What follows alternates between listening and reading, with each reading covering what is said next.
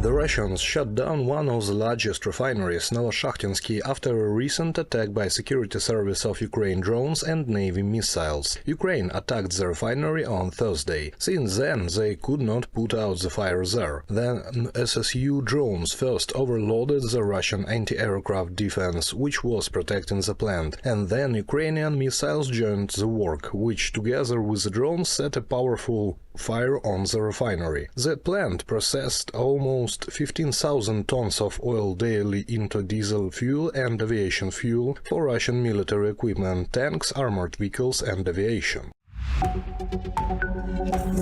Germany has transferred a military aid package to Ukraine with Patriot systems and Leopard tanks. The package includes Leopard 1A5 tanks, MRAP armored vehicles with mine protection, self-propelled howitzer, IRIS-T SLM and IRIS-T SLS anti-aircraft missile systems, 2 Patriot launchers, drones, ammunition, machine guns and grenade launchers. Salome Zurabishvili said that the date of new parliamentary elections in Georgia should be agreed upon by December 29th. The president of Georgia stated this during a rally of thousands in Tbilisi. On this day, her term of office expires and Georgian Dream plans to hold the inauguration of Mikhail Kavilashvili. The head of the Georgian government, Irakli Kabahidze, in turn said that if Zurabishvili does not leave her post and the presidential residence on December 29th, she may end up in prison. Slovak Prime Minister Robert Fico came to Moscow to meet Vladimir Putin. According to him, the visit was a response to Ukraine's reluctance to continue the transit of Russian gas to Europe. He said that Putin, for his part, confirmed Russia's readiness to continue supplying gas to Europe. Several European countries have already reacted to this visit. It was condemned in Lithuania and the Czech Republic. Hello my friends, I'm Operator Starsky and this is day 1034 of Russia's 3-day invasion of Ukraine.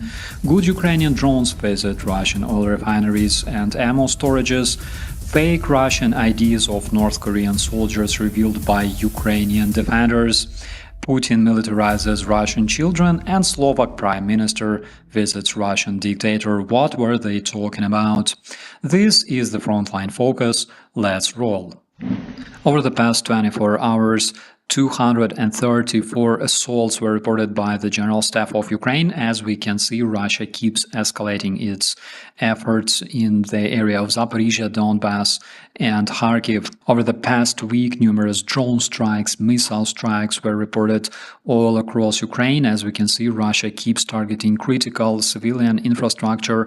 And, for example, the recent strike in the area of Brovary, that is a small town not far from Kyiv, resulted in a residential building being hit by the debris of the Russian kamikaze drone. But we all know that this is a game for two, therefore good Ukrainian drones visited several Russian military objects and oil refineries on the territory of Russia. For example, recently a big Russian refinery in Novoshakhtinsk, Rostov region was hit by good Ukrainian drones. Happy Russian citizens had great opportunity to record the fire on their cameras so we could assess the damage, and also enormous Russian ammunition storage was destroyed in the same region, in the Rostov Oblast, either by good Ukrainian drones or Ukrainian long-range missiles. According to Ukrainian intelligence, the ammunition stored in this arsenal were supposed to be delivered to Donbass, and those included some of the North Korean munitions as well,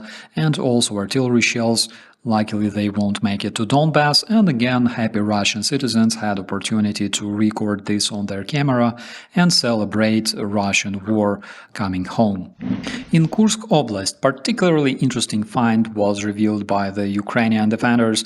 They showcased fake Russian IDs issued to the North Korean soldiers. The IDs look completely fake because they miss stamps, some of them miss photos, and what's interesting about them is that the names of the North Korean soldiers were transformed to sound like Russian. One interesting nuance about those IDs, by the way, is that all the North Korean soldiers, according to those IDs, came from Tver Oblast, which is Asian region of Russia, but the North Korean soldiers signed them in Korean language. Why did the Russians issue those IDs to the North Korean soldiers? Reason number one is because they wanted to conceal the fact of North Korean presence and involvement in the aggression against Ukraine. And the second reason is that they're trying to conceal the casualties among the North Korean soldiers. The South Korean intelligence reports that it's possible that in the observable future, North Korea will provide kamikaze drones to the Russian invaders and most probably will increase the amount of personnel deployed to Russia. According to the Institute for the Study of Warfare, Putin decided to expand his program of recruitment not only around the grown-up population but also among children. It is reported that Russians expand their networks of paramilitary camps for the Russian youth, where the young Russians are taught things like patriotism, nationalistic ideas, military discipline, and they're also trained how to operate weapons. The main idea behind this, again according to the Institute for the Study of Warfare, is that Putin prepares for the long-term war against Ukraine and possibly long-term war against the Western countries, against Eastern European NATO members. Several months ago, I already reported that Russians created a new program for the Russian youth that will be trained as future soldiers. And it's not necessarily that Russians will need to wait 10 more years before it works, because the main target audience for the Russian propagandists are basically Russian teenagers, 16, 17, 18 years old. Also, those paramilitary camps were opened on the occupied territories of Ukraine, and already Ukrainian children are raised as future Russian soldiers. You know, Russians have this absolutely amazing saying that sounds like «бабы еще нарожают», which means the females will breed more. This is what Russians say every single time they face casualties. They don't care about losses. They say our females will breed more soldiers for Putin to die in a foreign country for his ambitions. But the very fact that Putin prepares his propagandist machine and young Russians for the long-term war against the West is pretty much disturbing. Let me know what you think about it in the comments.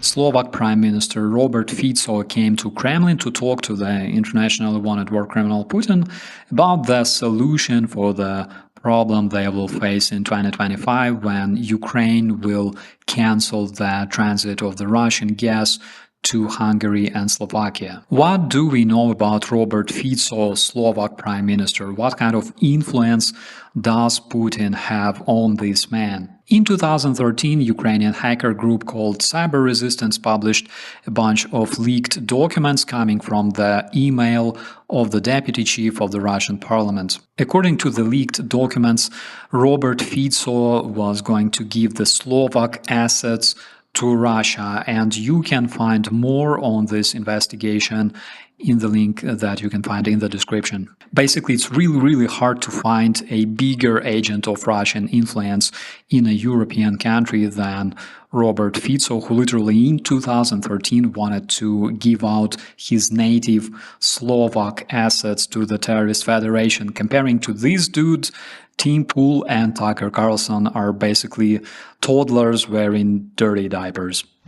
And to finish this video on a positive note, my friends, I would like to introduce you to Ukrainian bandura. This is a Ukrainian music instrument used in Ukraine since ancient times. And recently, popular British megastar Sting sang his famous song to the Ukrainian soldier playing this instrument. Check this out.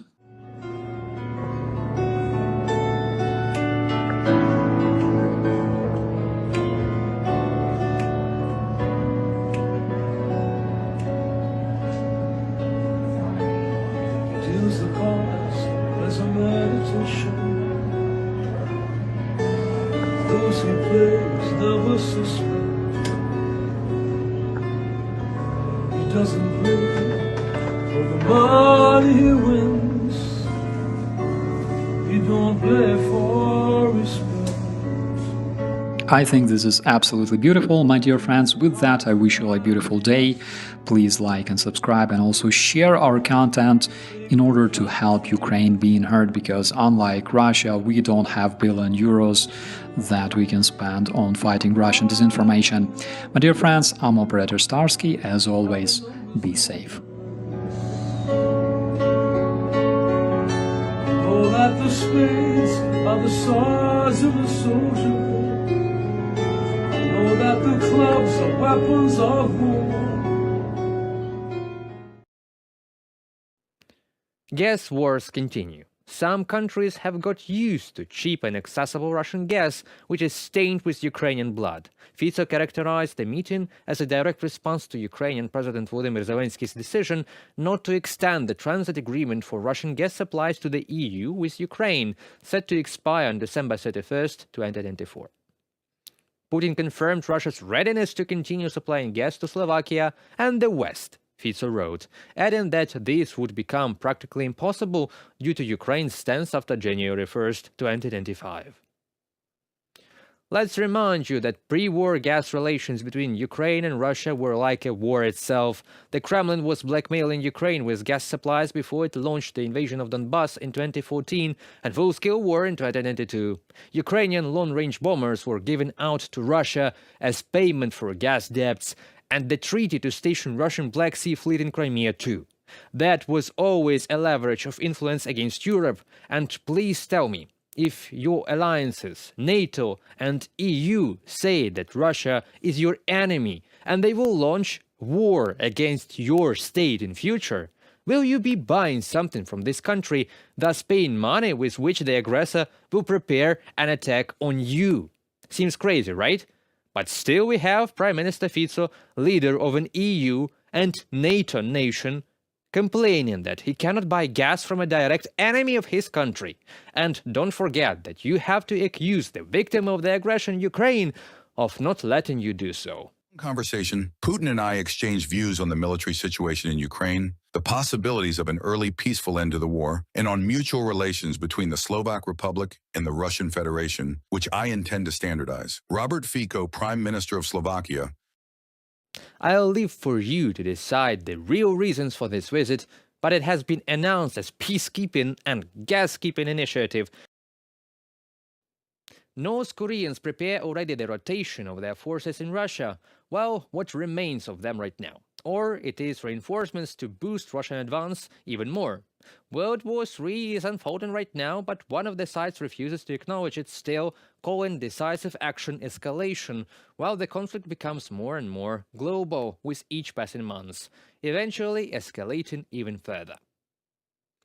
North Korea is preparing to expand its military involvement in Russia's full-scale war against Ukraine, including deploying more troops, weapons and kamikaze drones, South Korea's staff wrote.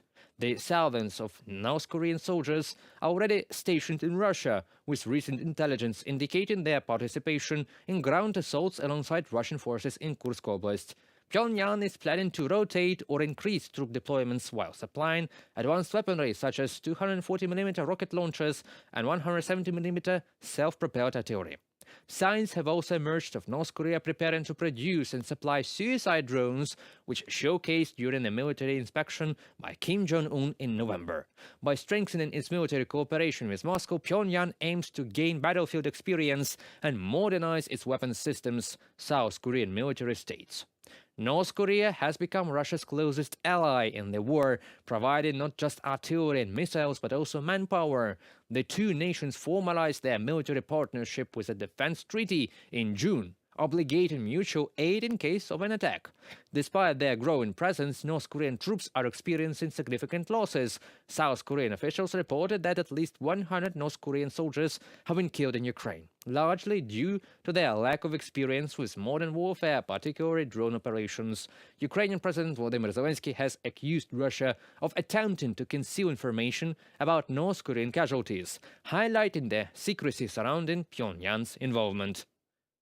A comprehensive assessment of multiple intelligence shows that North Korea is preparing to rotate or increase the deployment of troops in Russia, while currently supplying 240mm rocket launchers and 170mm self-propelled artillery. There are also some signs of North Koreans moving to manufacture and supply suicide drones, first unveiled during Kim Jong-un's on-site inspection in November. From a report by South Korea's Joint Chiefs of Staff, the deployment of additional North Korean troops and advanced weaponry marks a significant escalation in the war. It's ironic that in attempts to not create escalation, the West is actually allowing this very escalation to happen. First with Iranian supply of drones to Russia, now with North Korean troops deployed on the ground. I wonder what could happen next, but most of all, I'm grateful to all the defenders of Ukraine for their strength and resolve and endurance to fight in a war where all odds seem to be against Ukraine in numbers, but not in spirit and strategy. Thank you to all of you warriors. And for our guest in the studio today, we have Ivan Stupak, a former security service of Ukraine employee and a military expert. Mr. Stupak, welcome. Hello, hello. And today I would like to ask you about several things. There's rumors that North Korea is preparing a rotation in the Kursk Oblast and even some more troops to send in to help Russian security forces there to advance on the positions of Ukrainians. What do you think about that? Currently, from right now, it's just rumors. It's just unconfirmed information from different sources, but without any official confirmation from, I don't know, Western intelligence, Ukrainian intelligence, or some officials. As far as I know, North Korean soldiers are suffering pretty nice number of casualties. What we could definitely say, it's about more than 200 only wounded Russian soldiers. These numbers came from intercepted materials of Security Service of Ukraine. So it's a minimum of casualties. What about totally dead soldiers from North Korea? We currently have no information, verified information, but maybe it's just one of the options. North Korean regime could also supply Russia Federation with new batch of soldiers, but not free of charge. Something should come in return from Russia. It could be gold, some raw materials, maybe oil, maybe combat jets to replace old Soviet era aircrafts in North Korea army. So it could be anything. Well, what worries me the most is that, like Ukraine is switching to NATO calibers 155mm NATO standard, and Russia is apparently getting out of Soviet-style howitzers, which is 152mm, and they are receiving Koksan 170mm, which is exclusively North Korean development with an exclusive shell of 170mm. Doesn't it mean that Russia will be able to wage war even when their own resources of artillery, other equipment drain out? Look, we definitely know that Russians' cupboards are all totally bare. We do understand it, and we definitely know it.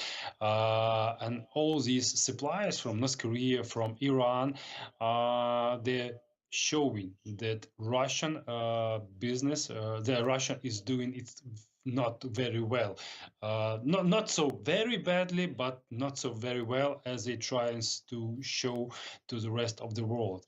And these suppliers, as you mentioned, of howitzer and different other multiple launch rocket systems, it's one more thing, one more side of this not so pleasant situation for Russia Federation.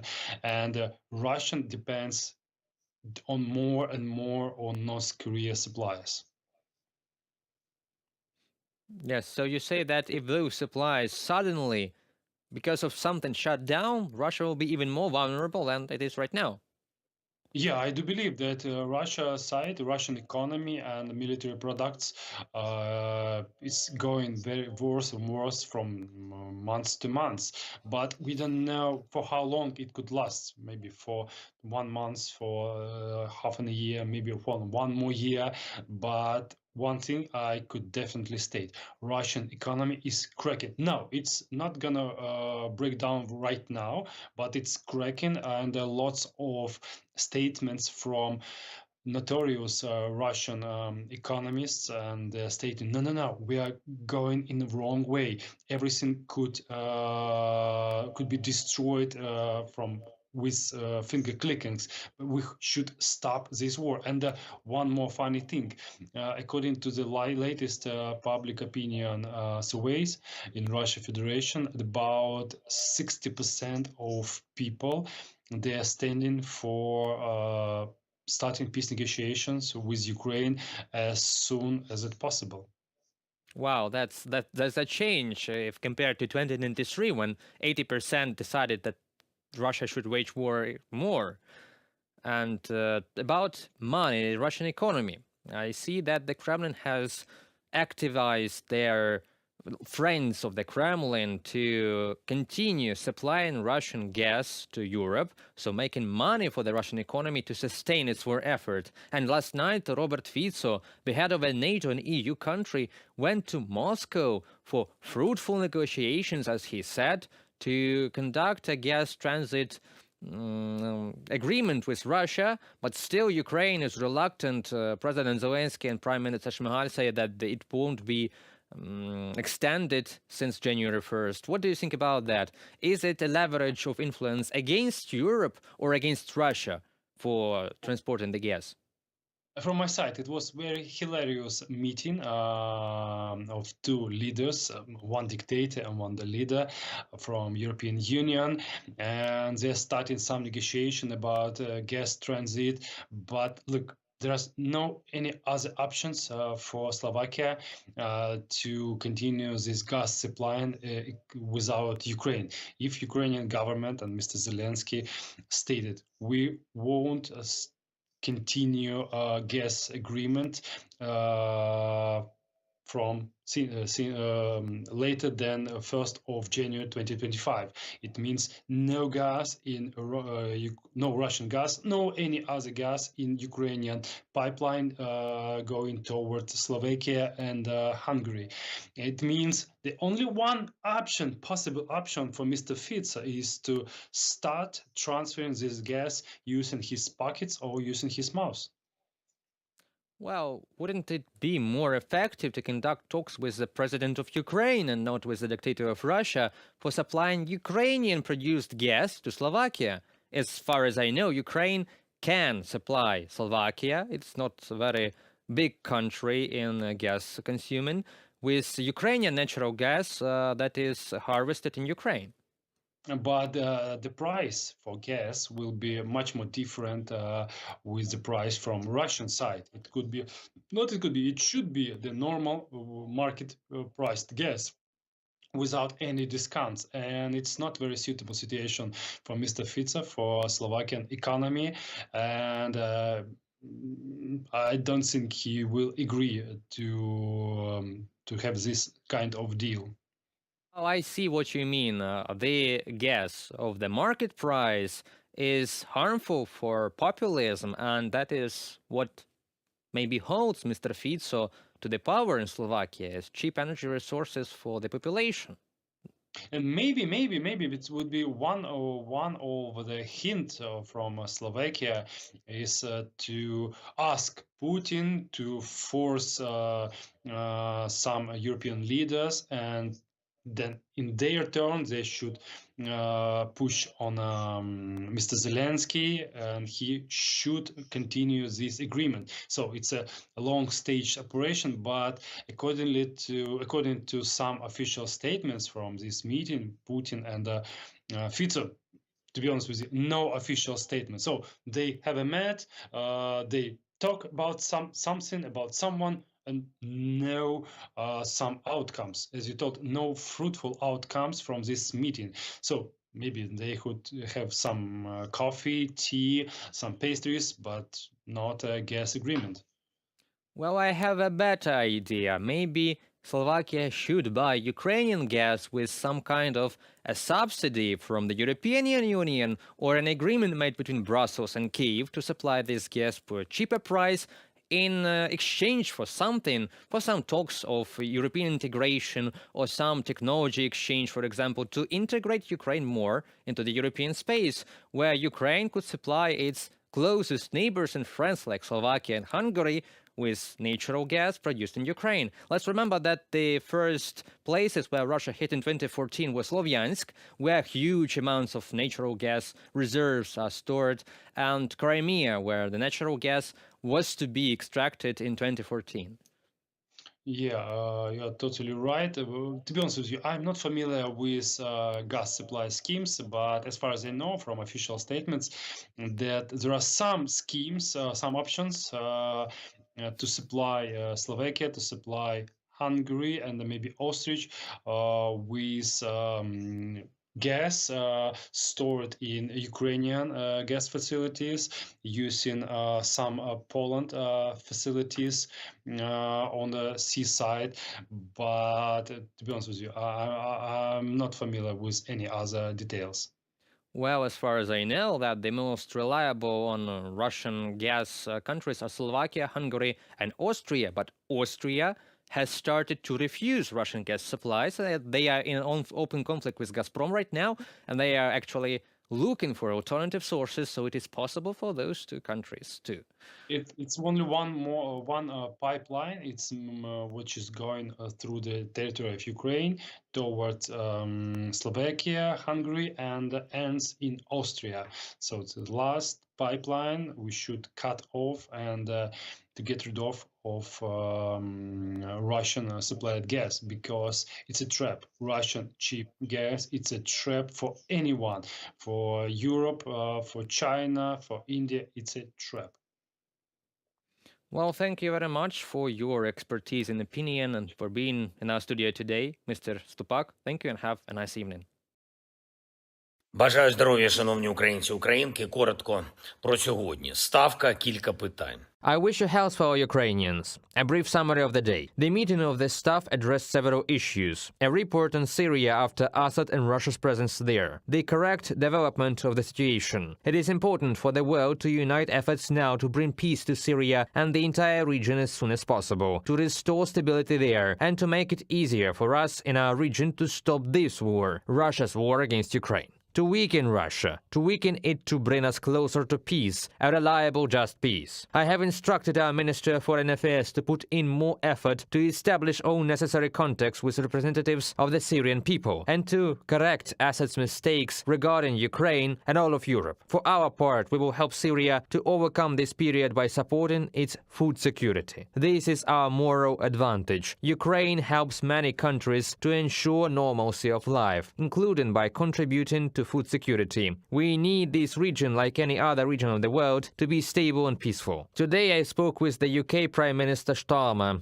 I am grateful for their support and for the UK's willingness to continue its assistance. We discussed investments in our defense production as well as arms supplies. We also discussed the pressure on Russia for the war, and we particularly appreciate the sanctions on Russian tankers, the shadow fleet that is providing Putin with money for the war. All such tankers should be sanctioned, and protection against them should be extended beyond European ports. Now everyone sees the consequences of the Black Sea disaster. Fuel oil polluting the coast. Russia is using extremely old hulks, 50 years old, using anything just to make money. This is a full-scale threat, both in terms of financing the war and in terms of environmental damage. No sea in the world, neither the Black Sea, nor the Sea of Azov, nor the Baltic Sea, nor the North Sea, no sea deserves all this damage from the Russian presence. Now in the Black Sea, the fuel oil is a problem of the people themselves, and Putin is doing nothing. He is only interested in his old Oreshniks and other madness. We must do our best to force Russia to make real peace and to take responsibility for everything it has done as soon as possible. I thank everyone who is helping us with this.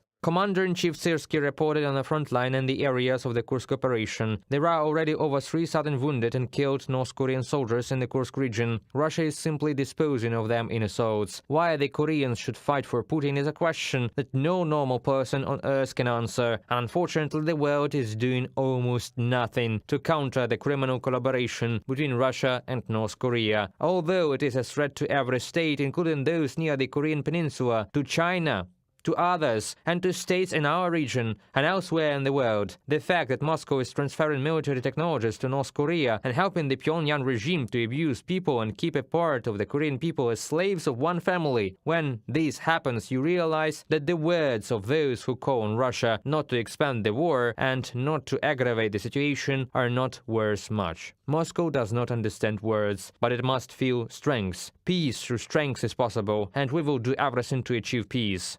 And one more thing about Slovakia. There have been many questions from journalists today about Fico's trip to Moscow. In fact, after our conversation in Brussels, in the presence of all European leaders, nothing surprises me anymore. We are fighting for lives, Fico is fighting for money, and hardly for Slovakia's money. Shadow agreements with Putin are either a trade of state interests or working for personal gain. We presented him with an offer regarding potential compensation for Slovaks, the Slovaks specifically, for losses from Russian transit, as well as alternatives for transit, any other gas, not Russian, at the request of the European Commission.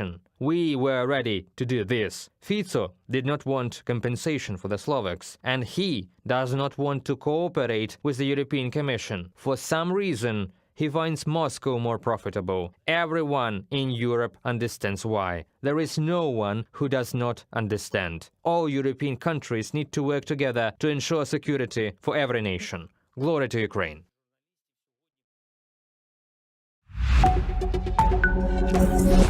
Ukrainian engineers are creating a new Trembita missile that will be able to reach the capital of Russia, Moscow. The development is already in the final stage of testing, and serial production will begin after the completion of field tests, writes The Economist. The basic model flies at a speed of 400 km per hour and has a flight range of 200 km. A larger and more powerful model of the missile is being developed, which will be able to reach Moscow. The publication adds that it took engineers only a year and a half to achieve such a result.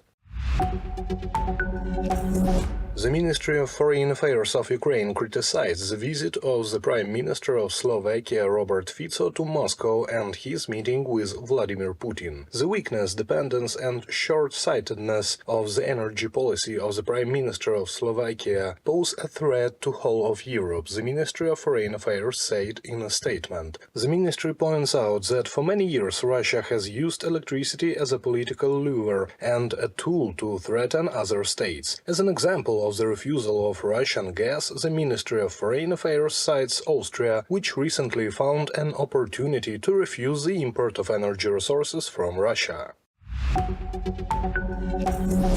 The U.S. Department of Defense has allocated more than $250 million to expand gas turbine engine production capacity to increase missile production, the Pentagon press service reported. Among the others are Harpoon anti-ship missiles, JASM air-to-surface missiles, LRASM long-range anti-ship missiles, and Tomahawk cruise missiles. President Volodymyr Zelensky has confirmed that Ukraine is not considering the renewal of an agreement with Gazprom on Russian gas transit to Europe after 2024. He also made it clear that Kyiv would not agree to pump Russian gas under the guise of Azerbaijani gas. We will not continue the transit of Russian gas. We will not give them the opportunity to earn additional billions on our blood. Any country in the world that could receive something cheap from Russia, in the end, tomorrow, in a month, in a year, will become dependent on the Russian Federation. This is their policy. That's why we won't transit Russian gas anymore.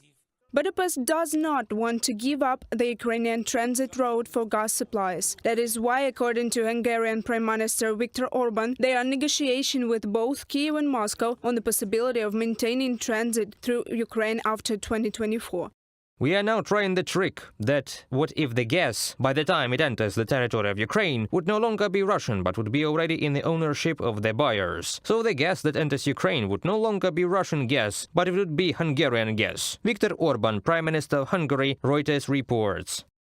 According to Orban, negotiations on this issue are underway, but their outcome is unknown. Slovakia is also among the few countries still dependent on Russian gas. They import 3 billion cubic meters annually from Russia, which covers most of their... Slovakia is also among the few countries still dependent on Russian gas. They import 3 billion cubic meters annually from Russia, which covers most of their domestic needs. Therefore, Prime Minister Robert Fico arrived in Moscow for talks with Putin on the evening of December 22nd. This leaves importers such as Slovakia with few options to keep the road open. The country has suggested several alternatives, such as changing ownership of the gas before it reaches Ukraine, but Zelensky dismissed those ideas as games. Robert Fico, Prime Minister of Slovakia, from Bloomberg publication.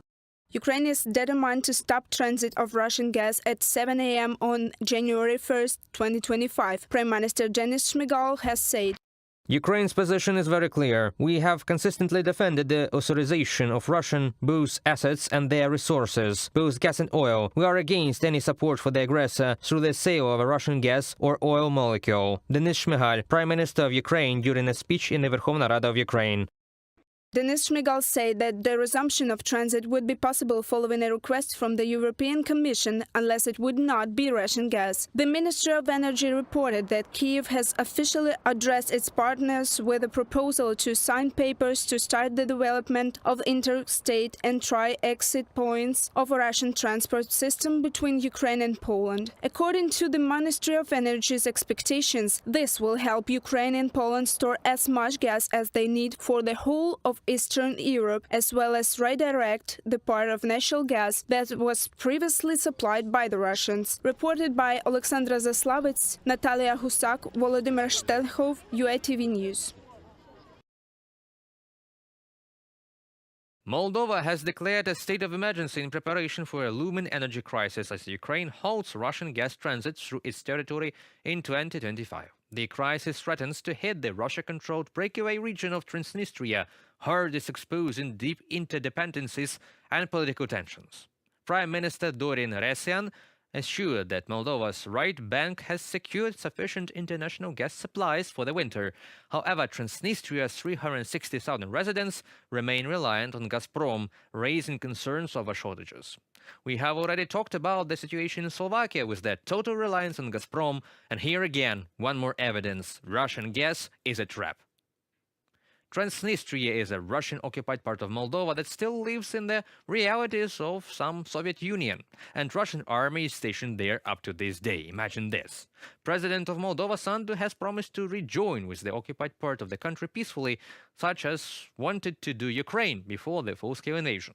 Transnistrian authorities declared an economic emergency on December 6, with citizens stockpiling essentials amid fears of a harsh winter. The region, long dependent on free Russian gas, must now pay market prices, offset partially by Moldovan subsidies. While Russia may step in to sustain Transnistria via the Trans-Balkan pipeline, Moldova is expected to lose access to cheap Russian imports, risking discontent ahead of 2025 elections. Moldova, and especially the country's breakaway region of Transnistria, will be hit the hardest following the end of the decades-long Moscow-Kyiv agreement to transit gas via Ukraine. Paula Erizanu, journalist and expert in the topics related to Moldova and Romania on X social network. Chisinau's controversial negotiations with Gazprom for Transnistria gas supply have fueled international divisions already. Critics argue that Moldova missed an opportunity to leverage the crisis for reintegration as Russian troops in Transnistria continue to block progress. Amid escalating tensions, Russia accused Moldova of planning military actions in Transnistria itself, claims dismissed by Moldovan authorities as disinformation aimed at sowing panic and diverting attention from the real energy crisis. 80% of YouTube users cannot access the platform in Russia, and views are down to about 20% of the normal value, according to Moscow Times. The speed of 8.5 traffic points make it almost impossible to use the video hosting service, experts say. Although the Kremlin has not yet announced the final blocking of the service, this is exactly the way it's headed. In terms of how quickly it can happen, well, it can happen quite fast. The real question is how it will affect the economy, politics and technology in Russia. This is a separate issue, we don't know yet. There has never been a situation like this in the world, where something is completely and totally cut off. Even this level of slowdown is unprecedented. Sometimes YouTube gets blocked in certain countries. This has happened in Pakistan multiple times, and in Turkey as well. But they usually block and then unblock it, so the consequences can be unpredictable. They could just block YouTube completely within a day, but politically and economically, it's much more complex. Roskomnadzor began slowing down YouTube in July 2024, claiming it was due to technical problems with Google servers, but the company denied this. Later, Alexander Hinstein, head of the State Duma Committee on Information Policy, revealed that the slowdown was a decision by the Russian authorities. It's just because YouTube does not block independent media and journalists critical to the Kremlin's actions in Ukraine. By autumn, YouTube's speed has significantly dropped. The average video playback time for users of stationary networks increased 10 times. If this regime lasts long enough, they will ban everything. Everything will be cancelled, including the internet itself, which I think they would gladly ban. They will give officials internet vouchers like in North Korea. The new wave of slowdowns came in December and has already affected the video hosting mobile version. If previously YouTube had been 30% blocked and only on desktops, then since mid-December they have increased the slowdown on mobile version. VPN is helpful, but the economy is complex and not everyone understands how it works. It's really hard to explain to people how to set it up and use it, when to turn it on and off. That's a whole other story. On top of that, there are so many different devices, smart TVs where people watch YouTube, mobile phones, computers, laptops, and the VPN works differently on each of these. That's why there are so many difficulties with it. Reported by Alexandra Zaslavets, Yulia Hranovska, UATV News. NATO member states should return to Cold War-era defense budgets to spend at least 3% of GDP on security, the Alliance Secretary-General believes. Mark Rutte says that the new target should be reached by 2030 because of the growing threat of Russian aggression. Meanwhile, the Financial Times writes the members of the U.S. President-elect's team told European officials about Donald Trump's demand to increase defense spending on NATO allies to 5% of GDP. The final decision is likely to be made as early as 2025 after discussions, the Greek Prime Minister has suggested. It will become clear once we interact with the new US president what is the figure that we will agree on within NATO. It will be more than 2%, but let's not put a figure on it, because we all have our national considerations, and we should not forget that we work within a European framework. We need to look at all the means of how we collectively advance European defense. Kyriakos Mitsotakis, Prime Minister of Greece, from the political publication. We have to understand the threat is much more wide that we imagine. Okay? It's about our democracy, it is about influencing our public opinions. It's not only about the war in Ukraine on the ground, it won't stop. And we have to be prepared. It's about Russia today or maybe about another tomorrow. We have to understand that peace and security that we've known for years and we've been given for granted is not granted, no more. The aggressor country's neighbors are the most active in urging the security enhancement. The Finnish Defense Ministry's report calls for the modernization of air and naval forces and the integration of North Atlantic Alliance forces. He is convinced that Russia has moved to a more open, unpredictable and long-term confrontation with the West. Therefore, European defense must be reinforced by any means possible, believes the Prime Minister of Finland. On the security situation in the north, I have stressed over and over again the fact that Finland has 1,340 kilometers long border with Russia, which is an external EU and NATO border. It's longer than the road from Brussels to Rome. Securing that border and responding to challenges such as instrumentalized migration is an existential question for Finland and for other EU members and NATO allies. The Russian Federation may attack NATO states before 2030, German Defense Minister Boris Pistorius believes. Earlier, the Swedish Defense Minister and the Commander-in-Chief of the country's army stated about this threat, according to Newsweek. The Estonian Foreign Intelligence Service also believed that NATO could face, quote-unquote, a massive Soviet-type army in a few years. Bordering the Federation, Estonia and Latvia have signed an agreement with Lithuania to strengthen land borders with Russia and Belarus. Russia poses a direct threat to Europe's security, but security comprises different elements, and they are different in the east, south, north, and west. We see a range of hybrid threats across Europe, including sabotage, cyber attacks, the use of unregistered shadow fleets, GPS jamming, and damage to critical infrastructure like cables. Kaja Kallas, EU High Representative for Foreign Affairs and Security Policy from Weil publication. The Kremlin is already preparing the ground for a possible attack, analysts at Foreign Affairs believe. In their opinion, this is confirmed by the scale of Russia's hybrid aggression in Europe and Moscow's cooperation with North Korea and Iran. Reported by Alexandra Zaslavets, Larissa Petruk, UATV News.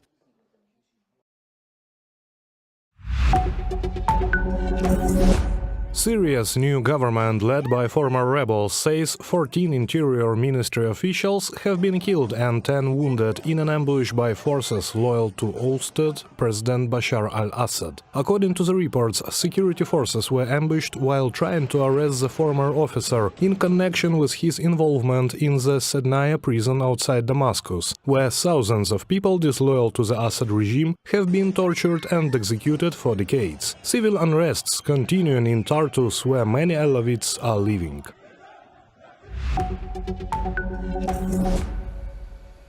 US President Joe Biden announced that he instructed the Ministry of Defense to continue the supply of weapons to Ukraine at an accelerated pace. The statement was published after Moscow launched massive strikes on the Ukrainian energy system on the morning of December 25th, recalling that in recent months the United States has provided Ukraine with hundreds of air defense missiles, and more are on the way. The president said, "I have instructed the Department of Defense to continue the accelerated delivery of weapons to Ukraine, and the United States will work tirelessly to strengthen Ukraine's defense position against Russian troops."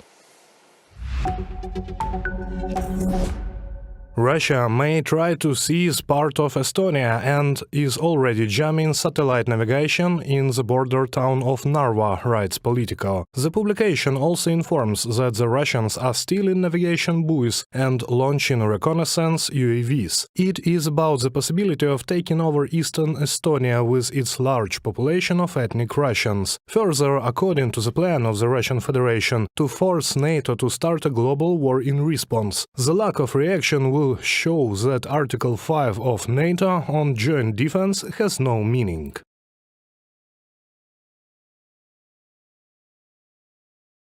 The result of combining parts of the intercontinental missile Yars, which is itself a modernization of the Topol missile, is what Putin referred to as the latest Russian development known as Oreshnik. On the one of the missile component used by the Russian army in the strike on Dnipro on November 21st, a serial number with the date April 12, 2017 was found. In 2017 it was planned to start serial production of the RS-26 Rubezh, known by its real name Oreshnik. However, in March 2018 Moscow allegedly decided to cancel the delivery of the RS-26 into service, so the development of the Oreshnik began much before, as 2017 was the year of production of a specific part, from the Defense Express publication. Это блеф.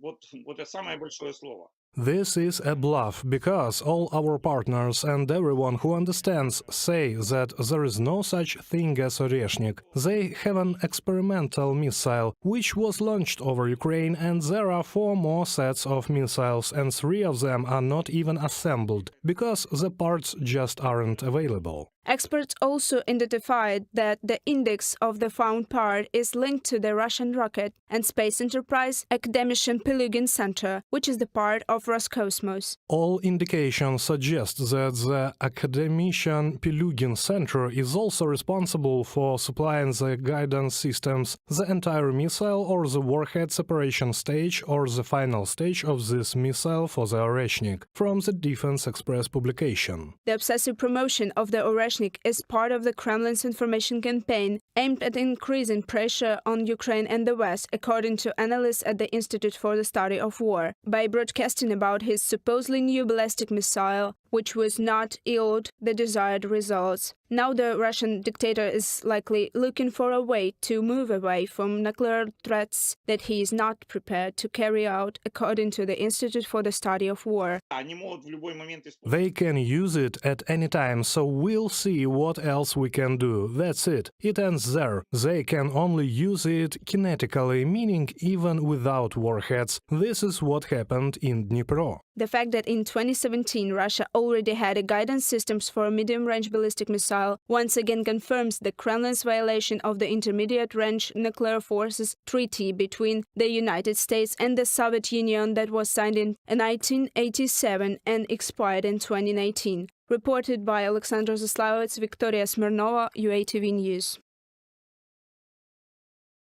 Moscow is offering Fico significant discounts, but Slovakia will have to pay for them, said the president of Ukraine. He criticized the negotiations between the Slovak Prime Minister and Putin. In reality, Robert Fico is not interested in Russian gas supplies, believed Volodymyr Zelensky. His main goal is to do business with the aggressor country. In fact, after our conversation in Brussels, in the presence of all European leaders, nothing surprises me. We are fighting for life. Fico is fighting for money and hardly for the benefit of Slovakia. Shadow agreements with Putin are either in a state interest or working for personal gain. We made him an offer regarding possible compensation for Slovakia's losses from the Russian transit, specifically for Slovakia and for alternatives to transit. Any other gas not Russian at the request of the European Commission. We were ready to do this. Fico did not want compensation for Slovakia, and he doesn't want to cooperate with the European Commission. For some reason, it's more beneficial for him in Moscow. Everyone in Europe understands why. There is no one who doesn't understand. A pan-European rejection of Russian energy resources is the way to deny Russia of the ability to use resource supplies as a weapon, underlined the Ministry of Foreign Affairs of Ukraine. Despite the European Union's policy and the cooperation of European states to diversify energy supplies, the Prime Minister of Slovakia insists on keeping the country dependent on Russia, as highlighted by the Ministry of Foreign Affairs of Ukraine. Ukraine is paying the highest price, the human lives, to restrain Russian aggression and protect European homes, including Slovak ones, from Russian murderers. We will not accept the shameful policy of appeasement which has already proven its mistakes in the last century. The Slovak side should remember this better than anyone else. We call on all European partners to work together to reduce dependence on Russian energy resources and strengthen Europe's energy security, from the Ministry of Foreign Affairs of Ukraine statement.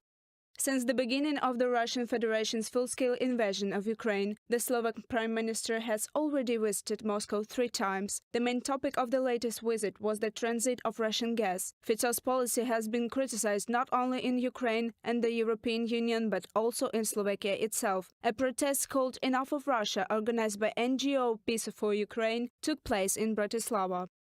Vladimírom Putinom! Analysts at the Institute for the Study of War believe that Putin used Fico's visit to Moscow to advance a campaign to undermine Western unity in supporting Ukraine. ISW continues to maintain that the Kremlin is developing relationships with individual Western and NATO members to use them to deepen divisions in the West and undermine support for Ukraine. From the ISW report. The situation with Fico is also interesting because he is the first actual leader of a European country to visit Putin during the full-scale Russian invasion of Ukraine, not to talk about peace in Ukraine or the need for de-escalation, but to discuss his personal issues, Slovak-Russian bilateral relations. In this context, he is even worse than Orban. Experts are confident that Fico is focused on further cooperation with Russia despite all the proposed alternatives. He insists on the transit of Russian gas. Putin's interest is also clear. In addition to profiting from resource exports, he, with the help of Fico and Orban, is trying to maintain influence over the European Union's policy. Reported by Alexandra Zaslavets, Yulia Hranovska, UATV News. Greetings everyone, my name is Pavo Shterma, and today in UATV studio we have our favorite Anna from Ukraine, a blogger, YouTuber and opinion maker in the global, I believe, English language community. Greetings, Anna. Thank you so much. Really happy to be here with your audience. I am really happy to welcome you here because it is important to build a community to sustain the information warfare in our difficult times. Since 2022, the full-scale war, we had different information, upholds and downfalls. Right now, it is very important to hold on and to sustain this information influence. Please tell us and our audience, how do you manage to continue this information influence with English-speaking people? You know, I am very grateful for the community of my channel. And in these really dark times, one of the greatest things that many Ukrainians have discovered was the support of the world. And when I started vlogging, I had 47 subscribers, and all of our community grew during this, unfortunately, 3 years of war. But I always feel these are friends and family. These are no subscribers or viewers. All of these people actually do a lot of things to support Ukraine, starting from addressing the political representatives, writing to American senators, or helping Ukrainian refugees in their countries, or simply sharing the videos and debunking lots of Russian fakes. And you know, many people were talking about Ukraine fatigue, a term that I personally hate. We should use Russia fatigue instead of Ukraine. And I believe that Ukraine fatigue is out of the question right now. Yes, because more and more smart people realize it is not a war between Russia and Ukraine. It's not a local conflict. It is a war between the democratic world and authoritarian regimes. Because right now, Ukraine is fighting with North Korea, not just Russia. And China definitely helps them to do it. And more people in different corners of the world actually realize that this is just a battle here in Ukraine, and it can actually continue further, if not stopped here, with the determination of Ukrainian people. Yes, and some people say, including a Slovenian meme philosopher, he's very popular, Slavoj Žižek, he has written an article for Kyiv Independent that Ukraine's struggle is a metaphysical struggle for survival of the whole Western civilization right now. The worldview of freedom against the no value of life in Russia, as we can see with their daily casualties. And regarding the community, I really know and feel that it is important because I know from Estonia, Deputy Member of Parliament Kristo Envaga, Artur Rehi, and other people from NATO, North Atlantic Fellows Organization, and 69 Sniffing Brigade, they've started as a meme community on Twitter, which is now x.com, and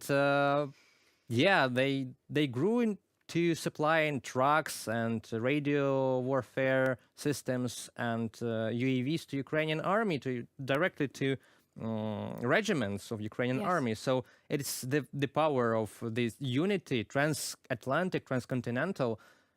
That's not a mystery maybe, but that is very fascinating how people can unite over this idea. And we use YouTube, as UATV English is completely digital platform on YouTube, Facebook and other, to unite people around this idea.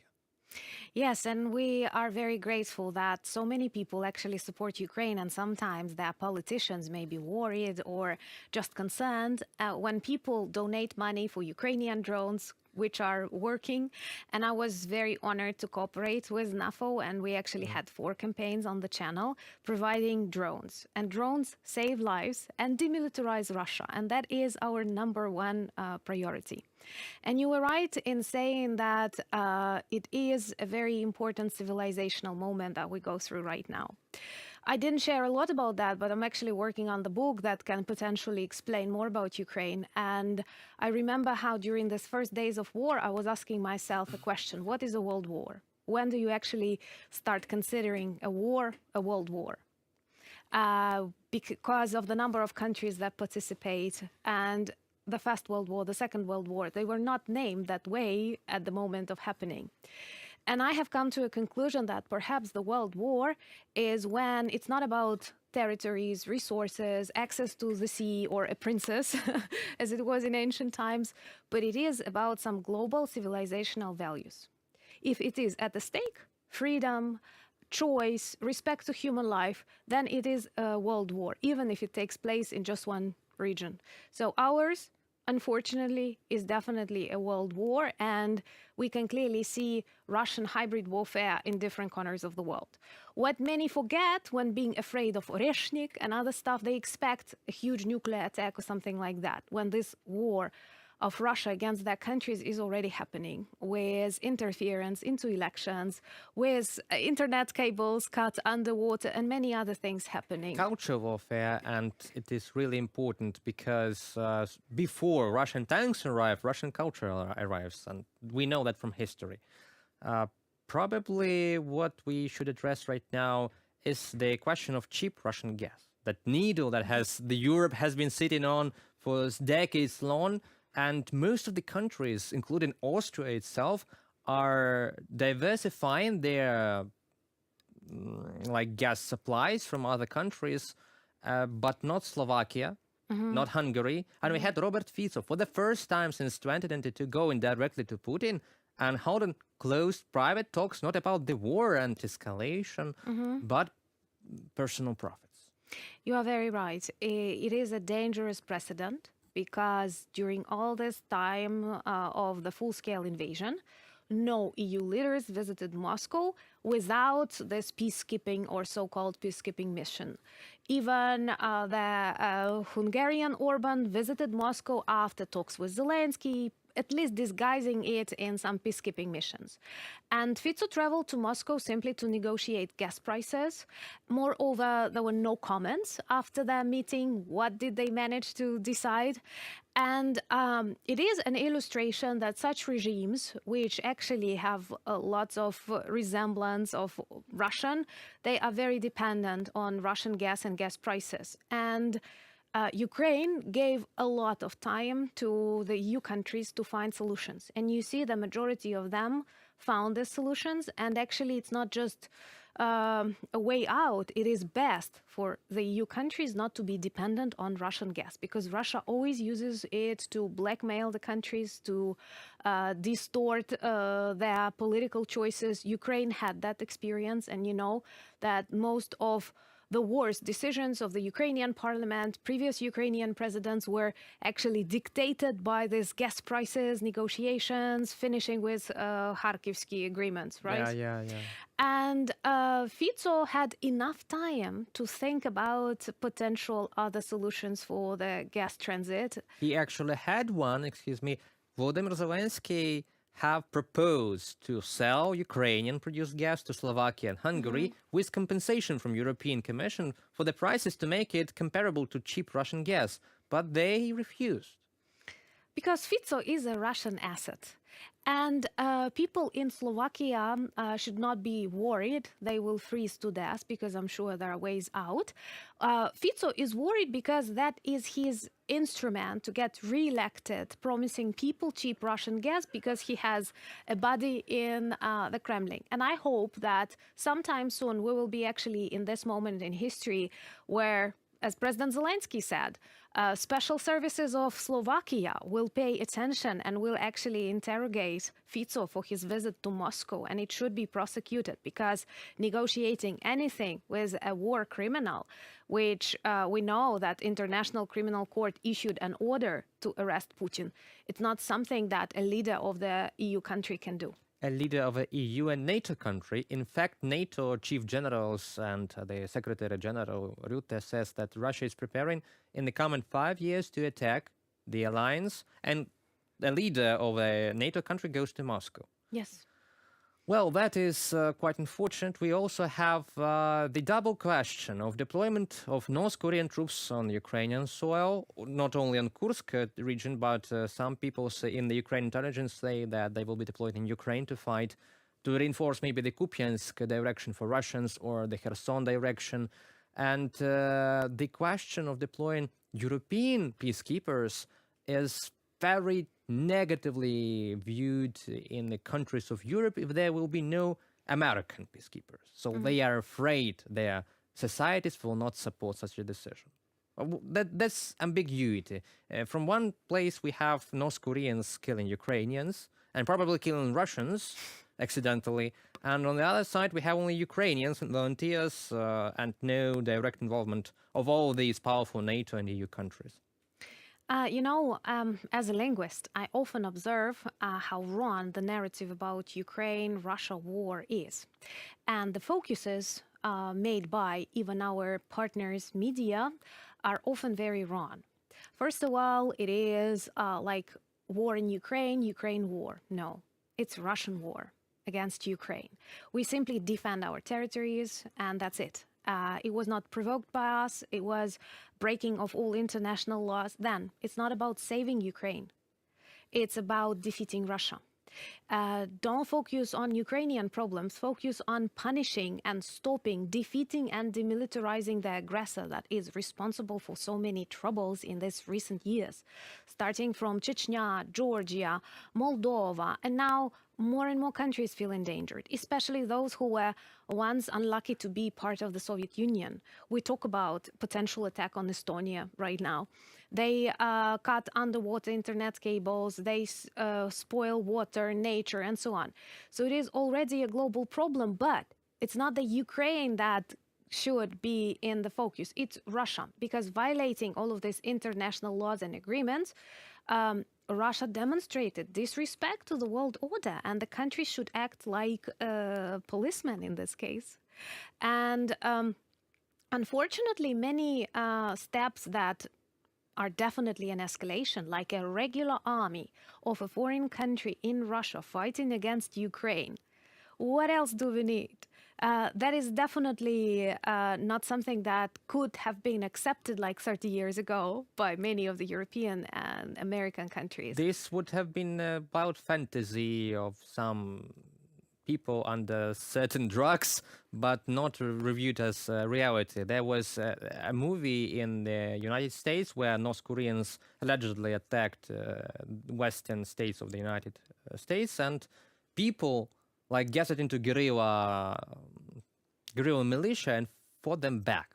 But now we have North Koreans in Russia and probably soon in Ukraine fighting Ukrainians on Bradley armored vehicles of American origin.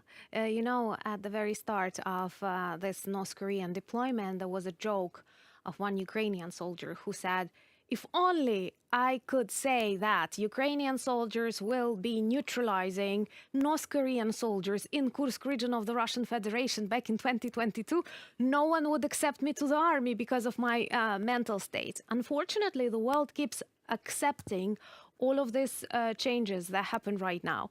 And while many leaders pray that their escalation management, which definitely does not work, is a way to prevent the Third World War, North Korean soldiers are training to kill, let's say, Westerners. I don't like this term, but that's what they are doing. That's why they are in Russia. First of all, because Putin does not want to conscript new soldiers, and he lacks people and equipment, and now pathetic North Korean regime is backing them up.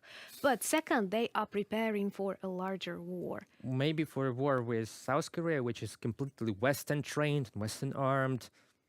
They have this same kind of preparation that the American army has.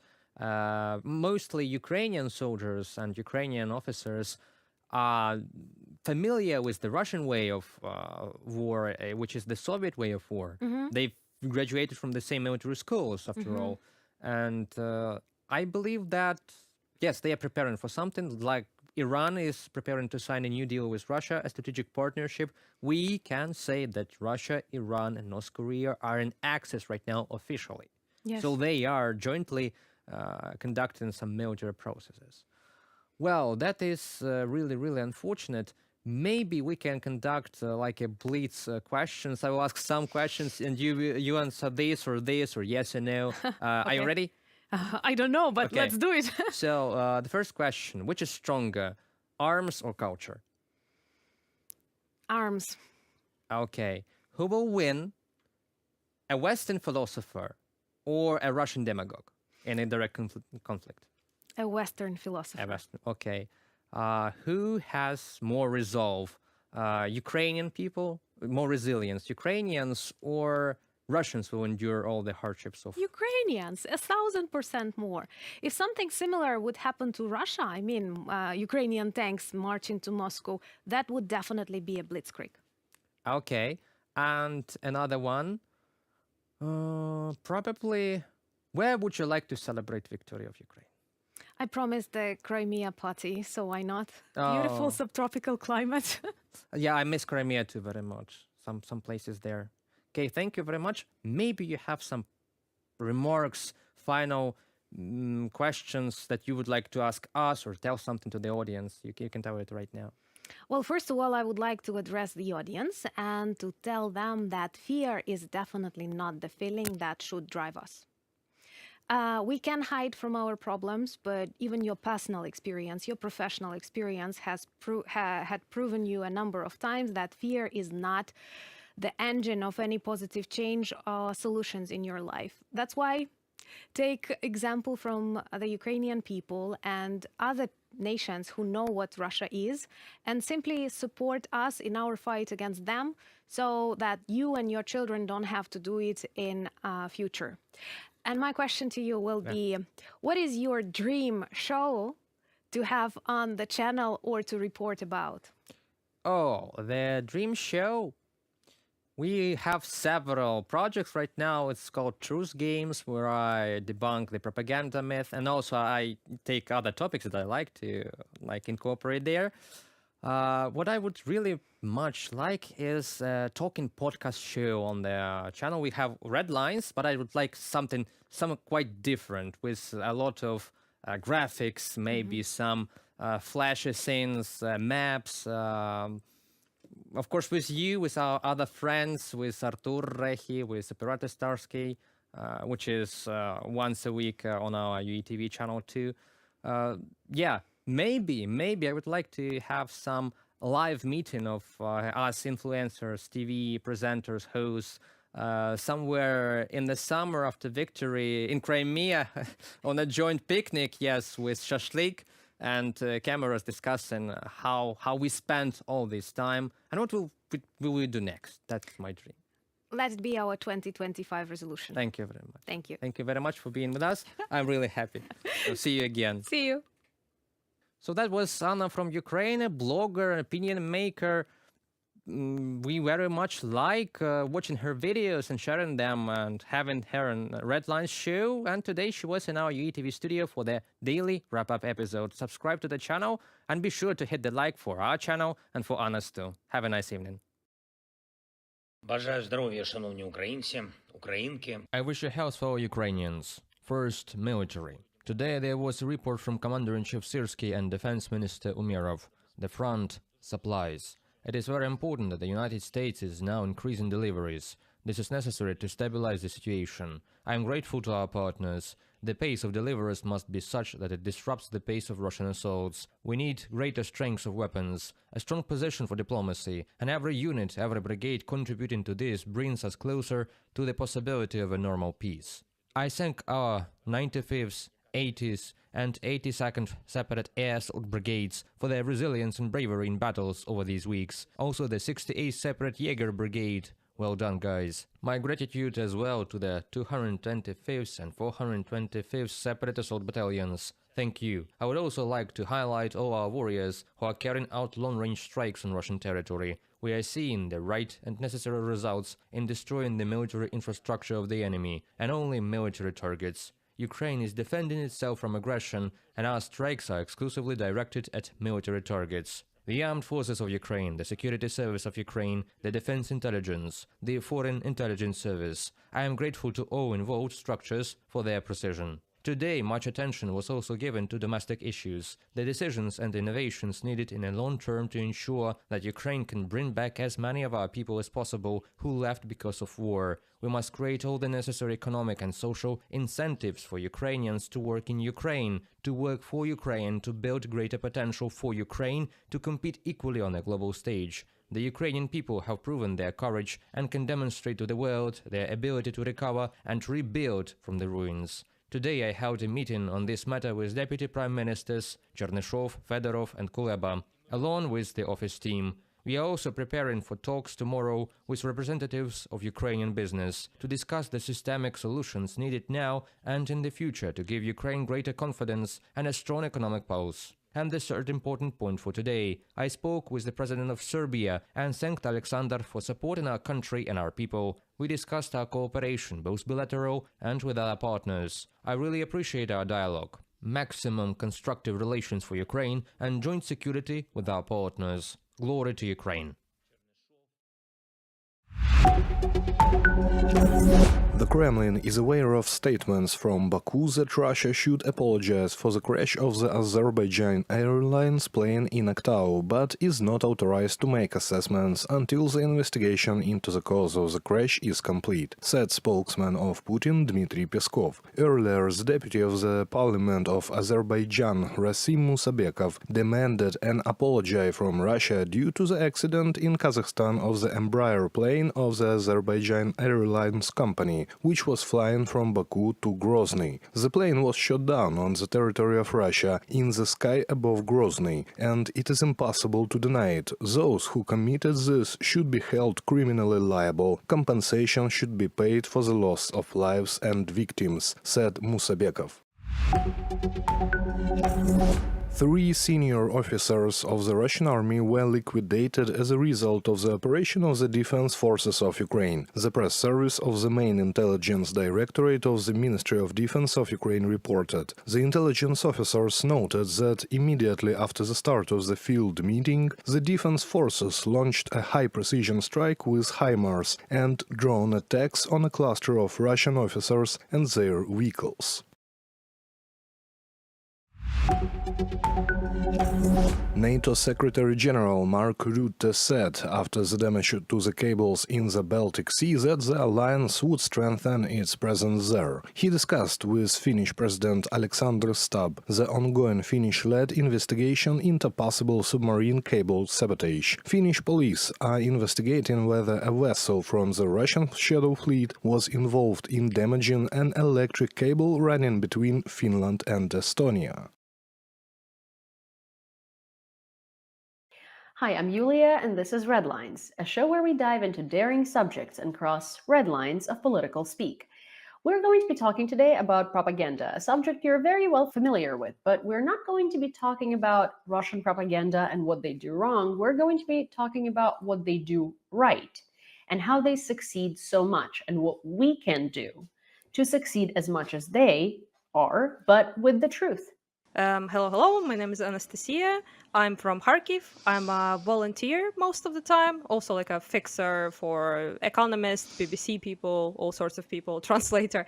And mostly I do, fundraisers for the army and that sort of thing. But I also do occasionally some sort of appearances online talking about things, especially on like Western media. Recently have been on Piers Morgan, which is, pretty big, I suppose you could say. And that's what I do. In a very badass way, starting off propaganda, in case you were wondering where you might have seen her. Starsky? I'm Operator Starsky, also known as Andrew. I'm a Ukrainian veteran, 10 years in service. Currently, I'm studying how to counter Russian propaganda. I talk a lot about Ukraine, what happens on the front lines, keep people informed, keep this connection with this absolutely amazing community of Ukrainian supporters around the world. And I talk about Ukrainian culture, and other things related to our beautiful country on my second channel. Awesome. Well, I mean, Operator Starsky is not, is not a first-time guest on our channel. I often joke that, it's me and Starsky against the world here most of the times. But yeah, today, or it's me and Starsky against the propaganda on this channel. But today, I kind of we often talk actually with Starsky about Russian propaganda and how effective it is, or we kind of dispel Russian propaganda and try to it tried to tell people how things really are, right? But in the most recent sort of pop culture event, a very big pop culture event that kind of attracted a lot of people that normally don't care about Ukraine, our very famous boxer Alexander Usyk showed Mazeppa's sword or Mazeppa's sable at the end of the fight, and the internet erupted in people looking up who Mazeppa is, who was like one of the hetmans in Ukraine, one of the most famous hetmans in Ukraine that famously went against Russia, and so Russia demonizes the heck out of him, which is also symbolic. But that did something very interesting that Ukraine normally doesn't do. It put Ukraine in pop culture in a way that interested a lot of audiences, very kind of like inadvertently and subliminally in Ukrainian history, audiences that normally wouldn't care about Ukrainian history or history in general. Oops. So I wanted to talk about propaganda from the perspective of what Ukraine isn't doing right and how we can change that and do things more right in a way, in a similar way that Russia does them, but obviously not with made up BS information, but with reality. So what are your guys' thoughts on that? Who wants to start? Should I or should you? I guess you. Uh, Yeah, it's Yeah, better, as so. far as I usually also talk about Russian propaganda, so it's a new topic even to talk about for me because I mostly say this, and this. You know, Russians are lying here, lying there, doing this, doing that. But when it comes to us, I think we should really all kind of like consider the reality that why there is such a big attachment to Russian culture in the West, and mostly because it was exported, obviously, to the West much more than Ukrainian culture was, but also because it's so, like you said, inside the pop culture. So when people think of like exotic Eastern European people, they usually think of Russians. It has changed a little bit, thankfully, recently. We have been on people's radar. Polish people have been more on politically on the radar and everything like that. But mostly, let's be real, like most of the world really thought about all this part of the world as Russia, and it is part of Russian like imperialism and Russian plan essentially to make everyone invisible besides great Russian culture. And they both physically did it by literally exterminating artists and popular figures from other groups of people like Greeks, Ukrainians, Georgians, whoever you say. They exterminated a lot of people who could have contributed to culture in the world, right? But if we don't speak about the past now and speak about today, then we should all kind of consider that we need to be up there in the Western view, but not only in the context of war.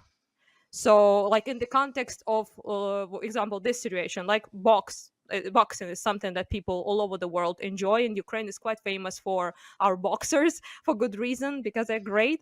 But also, this gesture is a pop media, it's a pop circus in a way. I'm not like saying in a bad way, but in a good way. Him showing this, like the scimitar, I think it actually is in English, I believe it's called. Yeah, so him showing this and people like, what's that? It's not just any scimitar, it's this scimitar of this person. Oh, he was fighting against Russian imperialism, right? So this connection is something that we mostly speak real things. We speak about like the tragedy, we speak about the war, the death, and all of that is is important to talk about. It's obviously good, but people are also very attracted to things that have nothing to do with war, that we aren't really selling much, in my opinion at least, because when people think about Ukraine now, they only think about war, and understandably so. But I think we kind of need to start exporting some other things of our culture that has nothing to do with war, essentially.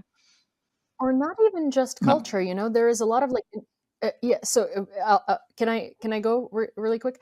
So it's not even just culture, right? It's like Ukraine has so many factories, and Ukraine produces a lot of like brands and a lot of clothing, right? Which a lot of countries don't do, because for instance, if you have an American brand, it's usually made in China, made in India, made in somewhere else, made in Ecuador, made in Colombia, right? But it's never made in the US. Like sometimes it's like ethically made in Los Angeles, and then it's not ethically, right? But in Ukraine, most of the Ukrainian brands are in fact made in Ukraine. And we also have, before the war, we were making a lot of brands, a lot of world famous brands that people wouldn't think of. Like there is this factory city near Lviv that used to produce Ralph Lauren, I believe, and stuff like that, right? So these are interesting things. Like we could be showing Ukrainian clothing and Ukrainian manufacturing to the world, but we're not necessarily doing that. And Russia does this very interesting thing where, you know, if you go on TikTok, you will see these like girls doing Slavic girl makeup or like Slavic girl look or something, and people are doing that as a trend and like wearing these stupid fur hats and,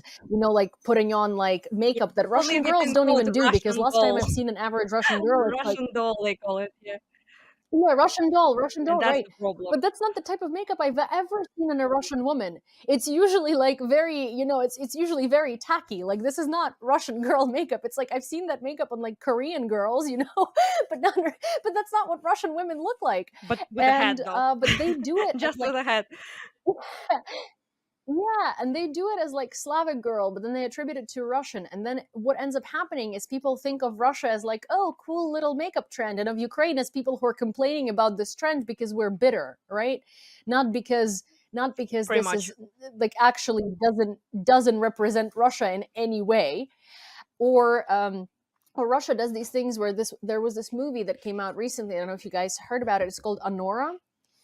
And it had a lot of like backlash in the Ukrainian community because it's filmed about Russian Jewish people in Brooklyn. And there is this, I didn't watch the movie, but it's basically about this like girl, Honora, who was, I guess, like a prostitute of Russian Jewish Brooklyn descent. And she fell in love with a guy who came from Russia, and his, what was the last thing you heard? A guy? That's it, pretty much. Someone was falling in love. Other than that, I didn't hear anything. Yeah, the movie. Yeah, we're talking about the movie. It's a movie about So it's a movie about this like Russian Jewish girl from Brooklyn in New York. And it's like, there are a lot of Russian Jews in Brooklyn in New York, and she's a prostitute or something similar to that. She falls in love with this guy who comes from Russia, and his dad is either like a big mafia guy in Russia or like some, you know, like 90s type of guy with like lots of money. And the dad is obviously super not happy that his son, who came from Russia to Brooklyn, is like hanging out with a prostitute. So there's like all of these goons that are like chasing them around and stuff. Again, I didn't watch the movie, so I can't really summarize the plot for you, but my friend did. And what this movie did, even though my friend was like, oh, but it portrays Russians as bad guys, right? Like it portrays Russians as these like awful gangsters who are just like against true love and all of this stuff, right? But what this movie did for like the Russian crowd and for the Eastern European crowd and for the post-Soviet crowd is it gave them the nostalgia of like, you know, the things that used to happen when they immigrated from the greater Soviet Union to the United States. And it's about ikra, caviar, and like all of these like, you know, traditional things and stuff. And what it does is it makes people look up Russia, even if like Russians themselves look like gangsters, right? They look up Russia and they're like, oh, but there's culture and there's ballet and there's all of this stuff. And it doesn't matter how bad you portray Russians. It still like pushes it towards pop culture. And we are not doing that, you know? And no one's like kind of doing that about Ukraine. It's like if we're portrayed anywhere, Honestly, it's on the news as like, or yeah. It's not even. I kind of disagree actually with you that it's a bad, or with your friend, that it's a bad portrayal, because that's what Westerners like about Russia. That's the ikra bandits, you know, prostitutes. It sounds stupid to us, obviously, you know. It's something that it's like it's a stigma that Eastern European women in particular don't want to be associated with, and you know, but for Westerners, it is the appeal. It is that exotic. You know, it's what it's like the makeup you brought up. It's their version of Russia. It's their vision of how Russian girls look, with, you know, white sparkly makeup, with the snow and, you know, and bears behind them. It's their like, it's the fantasy, and that's why they're so. It's also what they're so attached to. The Westerners, they're not attached to real Russia with the alcoholics barfing on the streets. You know, they're attached to this, to this like interesting, exotic, special thing, right? And it is promoting Russia, that sort of thing. Yeah, and it also promoting that vision of Eastern Europeans. So in my opinion, it's not great, obviously, to be promoted as bandits, prostitutes, and all that, but and criminals essentially. But yeah, but we don't have that sort of expert, and that's true. I guess in a way you could say we had like a big export moment with 20 days, Mariupol, because of the Oscar and the hype, international appeal that was, it got us a lot of attention. It is war related, obviously, as war related as it gets. But also, we don't have like those things we do have actually get caught on, like our memes caught on, like people things like that. I don't know if you know, it's pretty popular. It never was that way before. Really, nobody talked about our memes or like a boxing things or like even NATO itself. It's not Ukraine made, but it's like related quite a lot to Ukraine, right? And I mean, like fellas on the internet defending us, right? So all of that is I think is good, but we don't have enough of that, with which I agree. And we also don't have like we do come off as whiny though. And I know why I whine as myself as well about Russian shit. I'm not saying I am not guilty of it, but we come off as always complaining, while Russians, they really are not that complaining. They're just, here's a great Russian culture. We're Russian people. We're lovely. We love everyone. We ain't doing anything wrong. And Ukrainians see them a Russian actress in some like TV show, and they're like, cancel that shit. And I understand why, and I empathize with that, but it comes off pretty not that good to other people, especially who are not really that interested in seeing what Russians are actually doing. So instead of like thinking about, oh yeah, those like people doing war crimes every day and hunt people with drones in Kherson, that's what we think about when we see that Russian actress, right? But they're not thinking about that. So yeah, I don't know. What Starsky, what do you think? What should we do? How can we popularize Galushki or something like that more than it is? First, Nastya, tell me this. Do you know this theory that pet dogs look like their owners? Yes. I didn't want to say anything, okay? Do you think it's true or not? I think it's true. Yes. There is a connection there, definitely, yeah.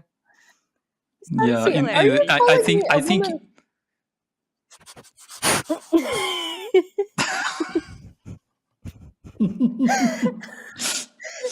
I'm saying that in terms of cuteness, I'm not sure who can win this fight.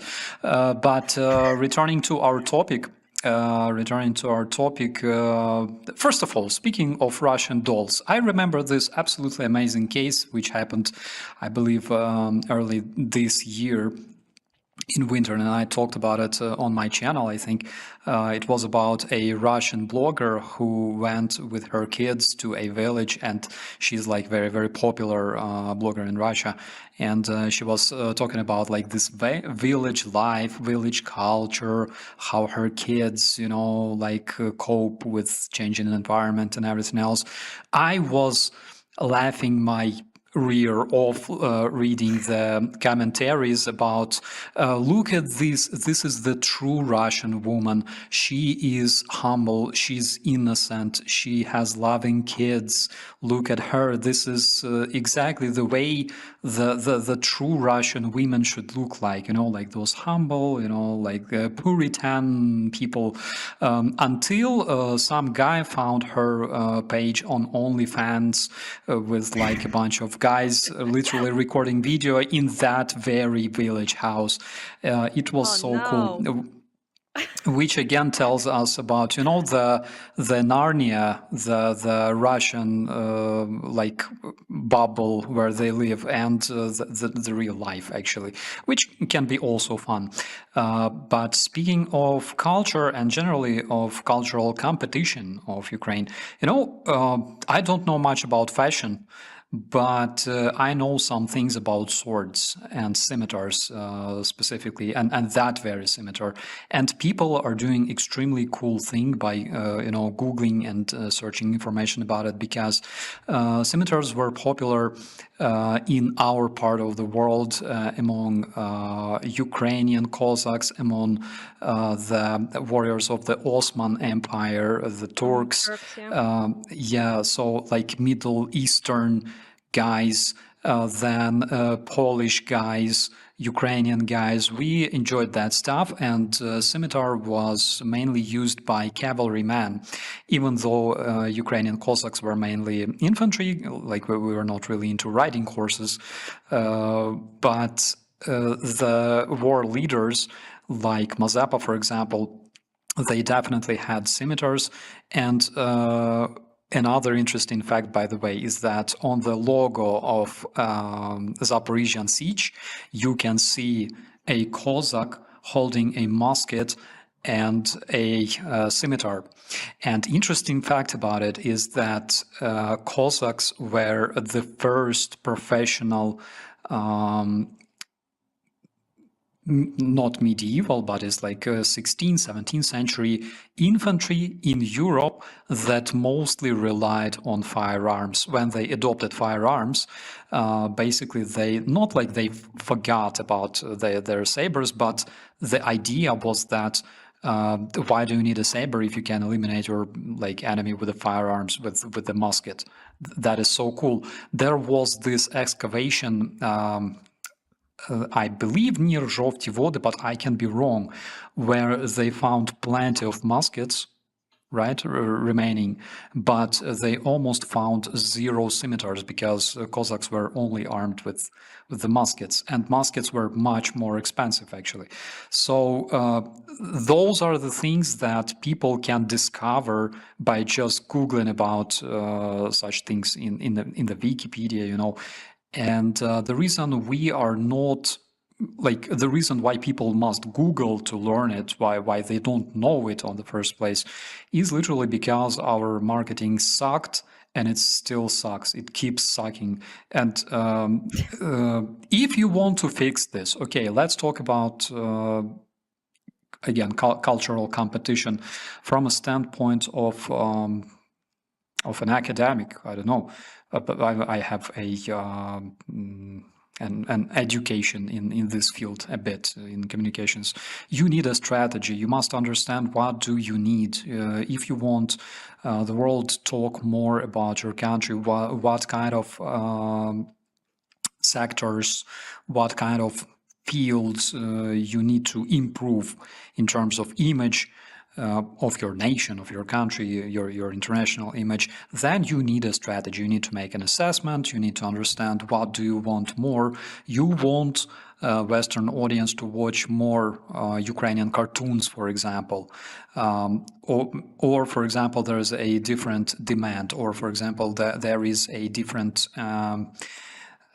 different proposition from Ukraine. We have a lot of movies about Cossacks. Dovzhenko, for example, like whatever. And you basically need a strategy. It's not like you just need to randomly, you know, invest in different projects and then hope that something works. No, you need a strategy. You should always have strategy. That's much further than, you know, some random investments. It doesn't work like that. Russians, unfortunately, know that very well. They have very effective mythological design. So when they want to design like an image of a Russian person, what do? They create this image. They say, look at this Vanka from Ust-Pizduysk. This Vanka is a veteran of Chechen war. He's extremely naive, extremely friendly Russian guy who can literally kill people with a pen or pencil. You know, he grew up in a bad environment among mafia, but of course, because his parents gave him good education, he grew up a true patriot and a friendly person.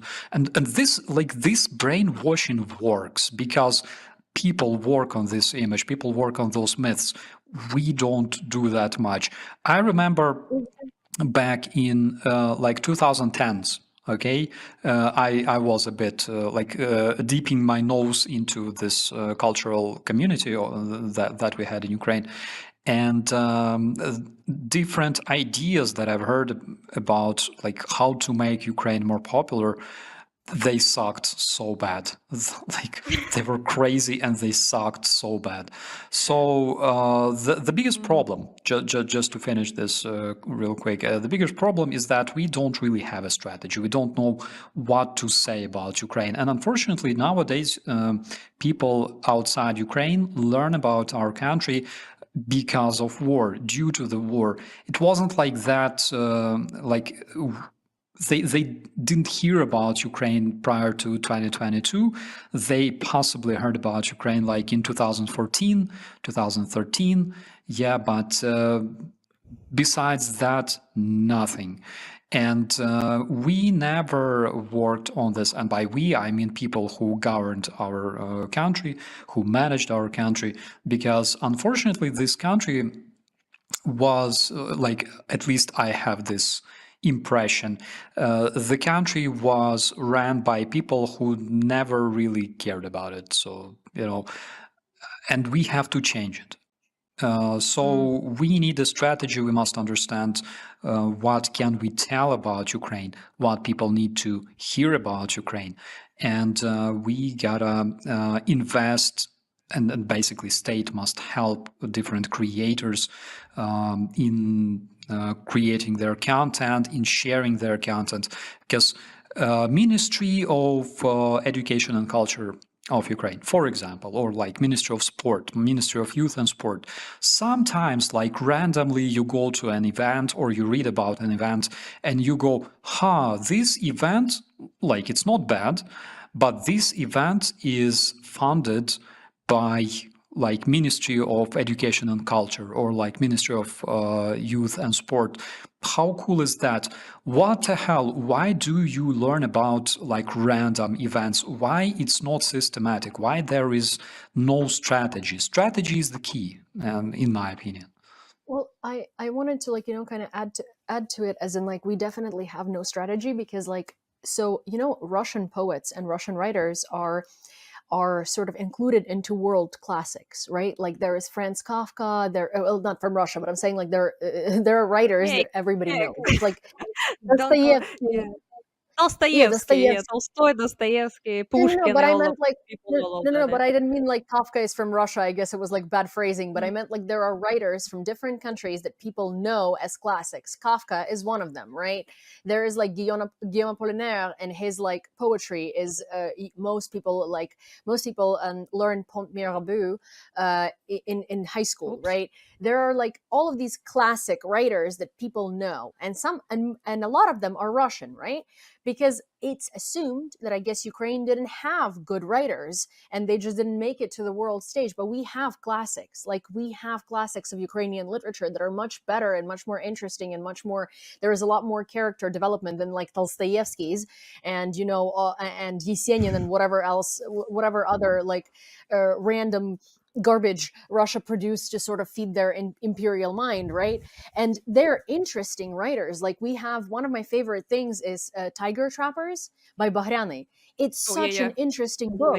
It would have been a world classic and it would have been in school programs just like Dostoevsky is or just like Pushkin is, right? And worldwide. But no one's putting it there. Then everybody knows that matryoshkas are like Russian nesting dolls, right? They symbolize nothing. They have no purpose. They also took the design from Japan because this originally came from Japan. They just put like a Russian, I don't know, like the freaking like Slavic girl makeup on it. And then, and then also like the Russian ushankas, like the hats, they come from Mongolia. These are Mongolian traditional hats. They're not Russian traditional hats. In Ukraine, we have motankas. Right? Like we have motankas, which actually protect your home when you get married. And they're much more interesting than like Russian nesting dolls are. But no one knows what these are. Like in Russia, you put a Christmas tree on New Year's because Soviet Union didn't want you to celebrate Christmas because they were like anti-religious in a way, right? In Ukraine, we have didukhs. Like we used to put those on Christmas. And these are cool, interesting traditions. Like, for instance, people know Japanese traditions. People know about Hanukkah and what people do for Hanukkah. They know about menorahs, right? They know about, like, we in the world know that, like, in India, there is there are like rituals where, people throw color at each other. And people do that in New York randomly, right? On the days that these traditions are performed in India. But no one does that for Ukraine, though we have all of these traditions and we are lacking so much creativity in how to export them because honestly, we have a lot more stuff that's more interesting and cooler, like a lot cooler than that of like Russia's appropriated pseudo culture.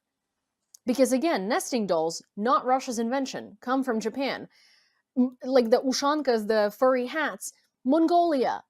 Like, you will find those in Mongolia. Those are not Russian.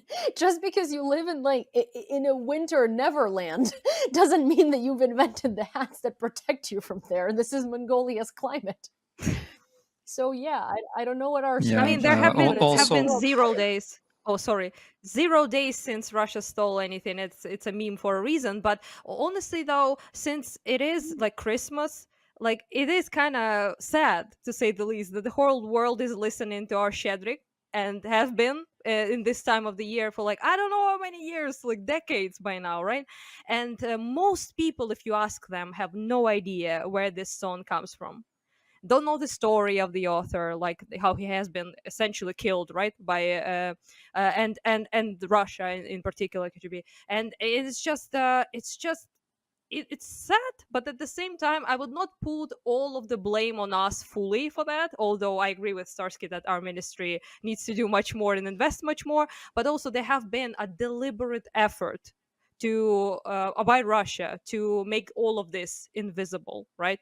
And this is something, for example, that many other countries you mentioned didn't deal with. They hadn't dealt with the country that was actively trying to kill people of importance, of culture, of anything, but also appropriate them culturally. So make them like I am still not okay with the fact that most people. Oh, my camera is out of focus, but I don't know why. But still didn't know why borscht is Ukrainian. Like most, it's only recently UNESCO, I believe, qualified it as finally Ukrainian heritage cuisine, right? So that's, of course, we can do more. For example, like I think our great expert right now is Stalker, okay? Everyone is talking about it, and it's a huge game. It's a game with a big legacy, and I'm super happy that now this legacy is related much more to Ukraine than it was to Russia when the first game came out. And yeah, so fix, like, for example, even the series, TV series Chernobyl, they brought so much attention specifically that it was in Ukraine, and it was Ukraine who suffered from the from the radiation and everything. So all of that, although gloom and doom, still depressing and tragic, but it is, our history is like that. So part of our expert will be like that, obviously, right? But yeah, I do agree with you that we should promote all of that much more, but also we shouldn't forget that one of the main reasons why it's all of that is unknown and hidden is it because there was deliberate effort to do it. Like, for example, I'm Greek partially, right? And my father was, and most people in the world, for example, consider Kuinji a Russian artist. He wasn't. He was Greek, Ukrainian Greek, who painted in Crimea primarily, right? And that's, it's not just Ukraine. They did it to everyone essentially, right? So I don't know how exactly we're supposed to like reclaim it fast enough, I guess, but probably there are some efforts to sponsor culture things, to maybe our government should definitely bring more attention towards our new artists, towards our newer things that could be exported to people. But it's difficult. We should acknowledge that. I think that it's quite difficult considering that all of this is considered either Russian or nobody knows about it. Another like interesting thing that happened is like a phenomenon that I've noticed. One of our greatest exports is like vyshyvankas, and people don't even realize that it's inspired by vyshyvankas. Like at some point since 2014 to like 2022, I would go into stores like pop culture stores like Zara, H&M, and there would always be literal vyshyvankas, and they would not be. People wouldn't know where this design came from. Like, they look like a vyshyvanka, like a cheap vyshyvanka, like not a handmade vyshyvanka, but a vyshyvanka nonetheless. It has all of the like designs and like embroidery. It's usually not actually embroidered, but it looks exactly like a vyshyvanka. And they were like trendy and popular, and all of these girls in New York were wearing them in the summer, right? And these dresses and these types of things, and no one knows what it's for. Like, whereas, if like for hats become popular, people are like, oh, it's like, Russian inspired, whatever. But girls that wear vyshyvankas have no clue what this trend is about. Or even in 2022, so blue and yellow became a very popular color, right? Like, it was Pantone colors of the year and all this stuff. And I will tell you that a lot of people, even though in 2022 most people have heard about the war in Ukraine, literally had no clue where these colors came from. Like, I was living in New York at the time, and I would walk around and there would be displays not supporting Ukraine, but of just like popular items, and it'd be like, sweatsuits that are blue and like blue on the top and yellow on the bottom, or like in the windows, or like people would combine, you know, blue and yellow items for outfits because it was trendy. To them, these were trendy colors. They weren't supporting Ukraine. It was just trendy. And I walked into the store and they made a set of, it was Brooklinen, and they had, it's sheets. These are sheets made in Brooklyn. And they had like blue sheets and yellow sheets, and in their display window on the bed that's in their display, they put them together, blue sheets and yellow sheets, and they were selling them in like sets, right? And I walked in and I was like, oh, this is so cool, you guys are doing a campaign to support Ukraine. And this guy was like, the sales guy was like looking at me like I have 3 heads, and he's like, what? And I was like, you have blue and yellow in your display. Like, you realize that it's blue and yellow because everyone's doing blue and yellow because it's in support of Ukraine, right? And he's like, oh. You know, like, he just put these colors on display together because he saw them flying around everywhere and it was like trendy. People were wearing these things. And I was just like, where are we going wrong? Like, what's happening? That even in the peak of war, where like Ukraine is in all of the headlines, this person managed to figure out that blue and yellow are trending, but did not manage to figure out why. Like, how does that happen? Like, where are we Media going as wrong well. constantly? I must complain about media right now because I know it's not exactly on topic, but that's partially why. Because I believe, I might be wrong, but people told me so, that I was like either first or second person on Piers Morgan Ukrainian talking about the war. They have been talking about it a lot for 3 years with people like Horton primarily, to my sadness, and that's why it's hard for us to get our voices out there. Like, and it's hard for us to even, like, I brought it up. Never, it doesn't matter what you think about like Palestine, Israel in terms of like the conflict, but when they talk about Palestine, they have Palestinians on. Or they have activists that are Palestinians who live in America, for example, but they're ethnically, right, from that part of the world. So if they talk about Israel, they have Israelis on, or people who are have Israeli citizenship and American citizenship at the same time, right?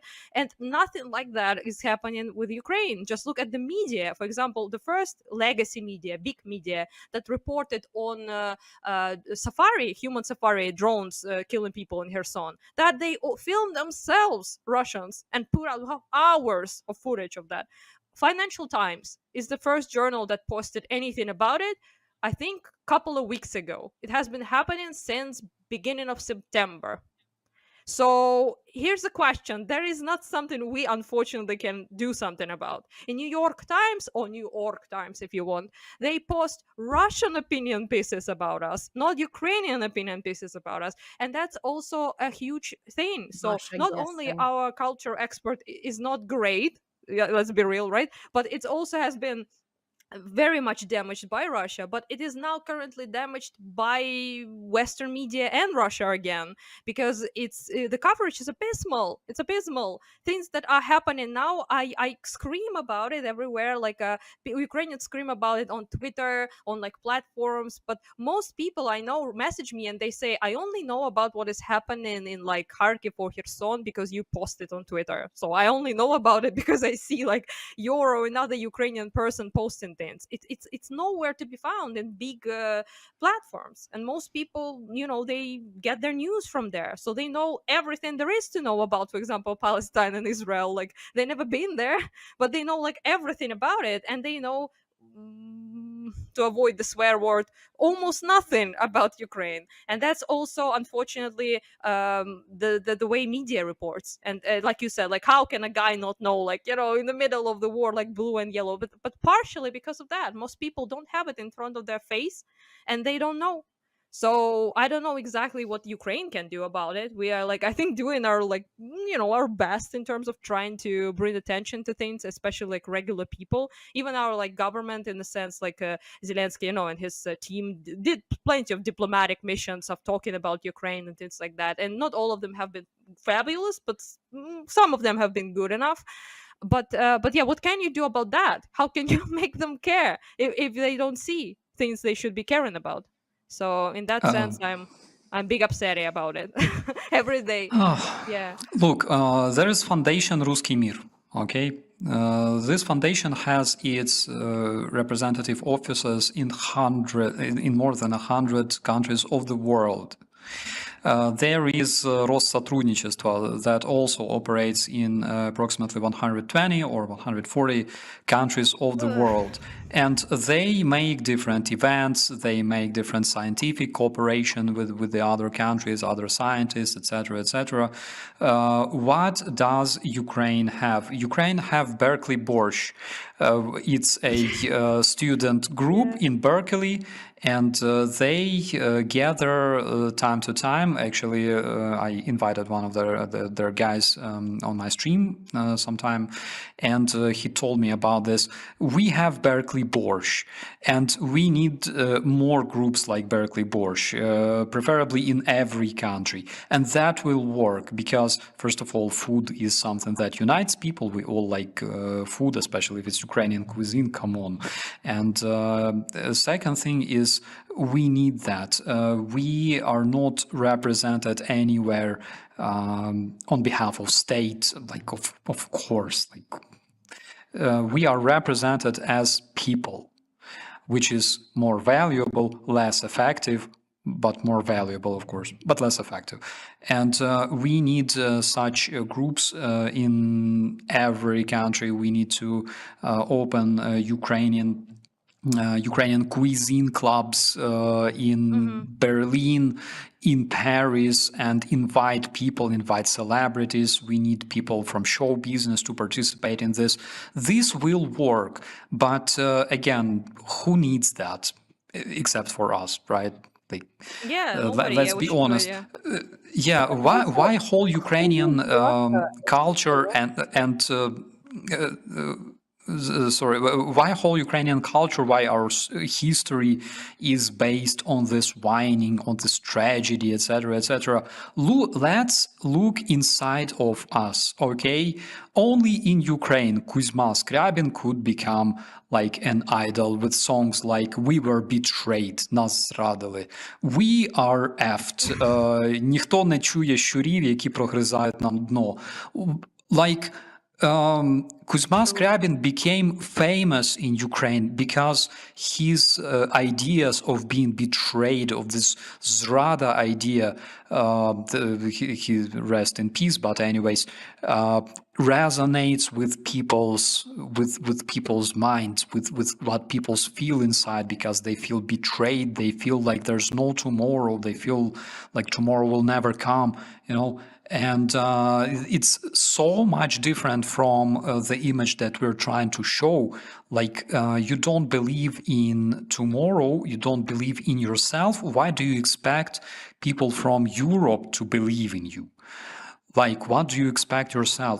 So, thing number one, I think like the basis of everything, right? The foundation must be motivation. We must stop being whiny and depressive and stuff. And we should start motivating our friends, our neighbors from other countries, and that will work. And of course, food, because like you cannot talk bad about food. Food is always nice. Yeah, diaspora is opening up some stuff. I see like some shops in Ukraine, and they're becoming quite popular. Also, I just remembered our actual export was also Eurovision. It's mostly Europe though, not America, but it's also something that we have been actually relatively popular because of our performances there that have been quite, you know, epic, let's say, quite memorable compared to other people. And yeah, I do agree though that we have to. I am not a complainer usually, like, but I also have to fight the inner zrada, you know, sometimes, but not really. I mostly am a peremoha kind of person, right? So, but it is kind of like you brought it up, and I just thought about it that it's in our own country. It's like that. So you have like two groups of people essentially, people who are like very dedicated towards the victory, future. You know, they have like they are down sometimes, obviously, like everyone is down sometimes, right? But we are kind of like trying to strive for, like, I sometimes, no offense at all to our friends in Lviv and like in Ukraine, but sometimes I speak with them and they're more doomer than me.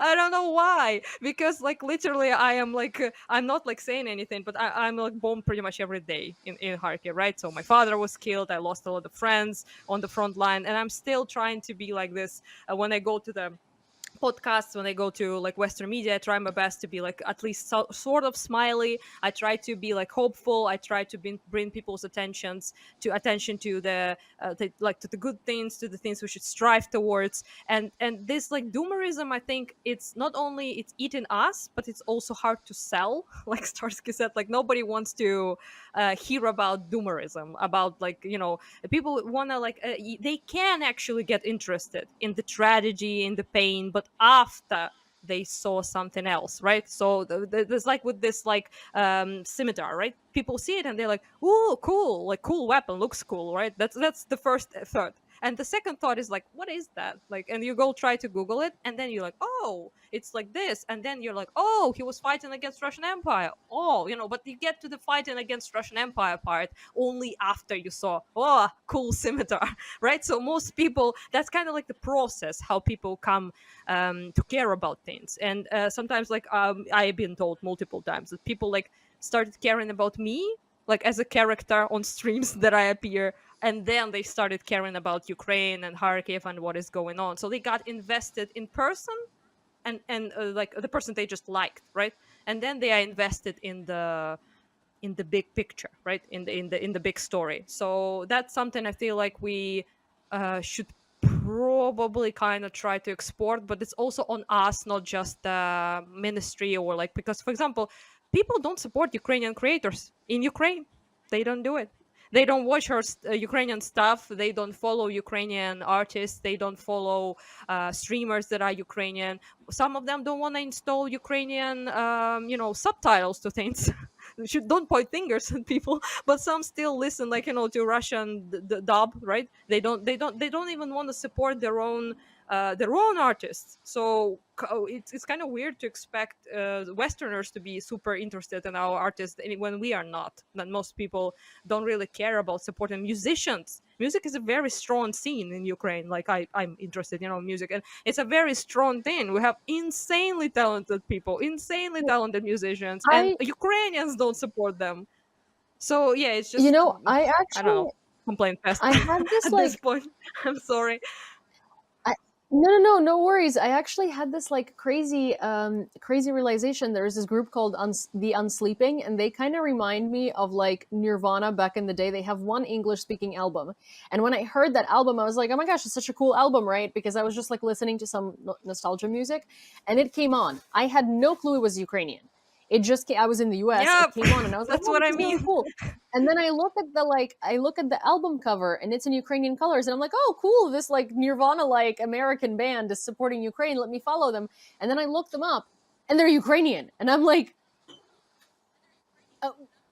the who what? Yep. I mean, that was a long time ago. It was in 2022, but I was just like, I cannot believe this is a Ukrainian band. It sounds so American, because normally I can hear, I can hear that there is like, that they're from somewhere near where I'm from. And here I was like, wow, this is actually like super, this is very like American sounding. This is interesting, like, in English, because I personally have a really hard time listening to English music that is recorded by people that are not natively English speaking. And I don't mean that just about Ukrainians. I mean that because when you sing, you can hear things more clearly. And I don't know what it is, but if it's like with an accent, it's so like it distorts it for me. But yeah, but this was like wild. I like couldn't tell they were Ukrainian, and I was just like, this is very interesting, and this is very grunge, like 1990s grunge style. Yeah, and I'm going to make a bet the absolute majority of people in this country have no idea about this band and about like most other things. That's exactly what I meant. So it's, for example, when it comes to like popularizing things, right? You have to have clicks. You have to have like likes and views on YouTube or wherever it is, right? Today's world kind of works like that. You have to have exposure via social media, right? And I see so many people, like even from my like closest circle, that have don't have like any Ukrainian music on their like Spotify or whatever they use. They don't have any artists at all. They have like some Russian ones till this day, like, right? And it's a whole other topic, right? About paying them money. It's a whole other situation. But in a sense that I just something that we could actually do, like not our government, but just us regular people. We can do it. We can support our artists and be giving them visibility, so they are also visible abroad, right? Not just here. So that's just something I kind of came up with, like that I can do since I'm not a politician.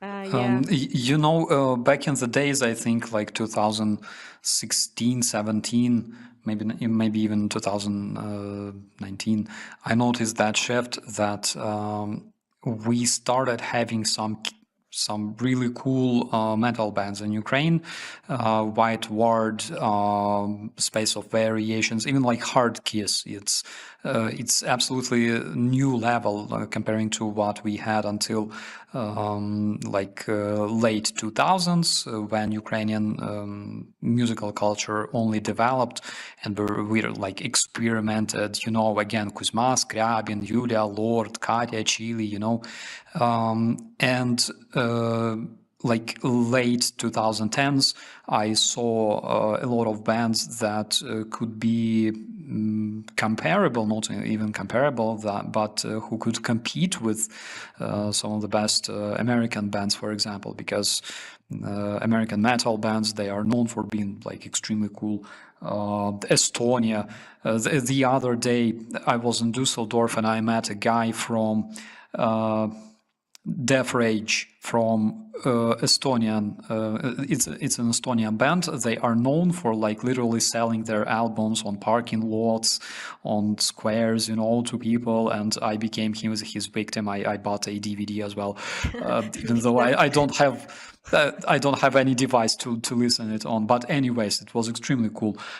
Ukrainian bands are very, very competitive comparing to other bands, and generally Ukraine has a lot to offer. Our three main exports is literally music, boxers, and food. We like to sing, we enjoy fighting, and of course we like some nice cuisine, and Ukrainian cuisine is absolutely famous. I think we have a lot of in common with like Polish, with Bulgarian, Romanian, with our like closest neighbors. But generally Ukrainian cuisine is something that when I was meeting guests, for example, from other countries in Kyiv, I would definitely bring them to some Ukrainian restaurant, and this would be something they would start, this process of getting acquainted with Ukraine from, Ukrainian cuisine, because we can definitely export that, and it's a big shame that unfortunately government does not do and didn't do enough since 1991 and until this day. Like my partner asks me, like, can I see a Ukrainian movie? And I'm like, you can see, but you will not understand anything, because unfortunately you cannot see Ukrainian movies like Propala Gramota, like whatever, you name it, like any classical Ukrainian movie, even with subtitles, they don't exist. Yeah, no translations even, yeah. Mm-hmm. Yeah, so what are we talking about? You can watch like Persian movies easily with all kinds of subtitles. Ukrainian movies, they don't exist. So,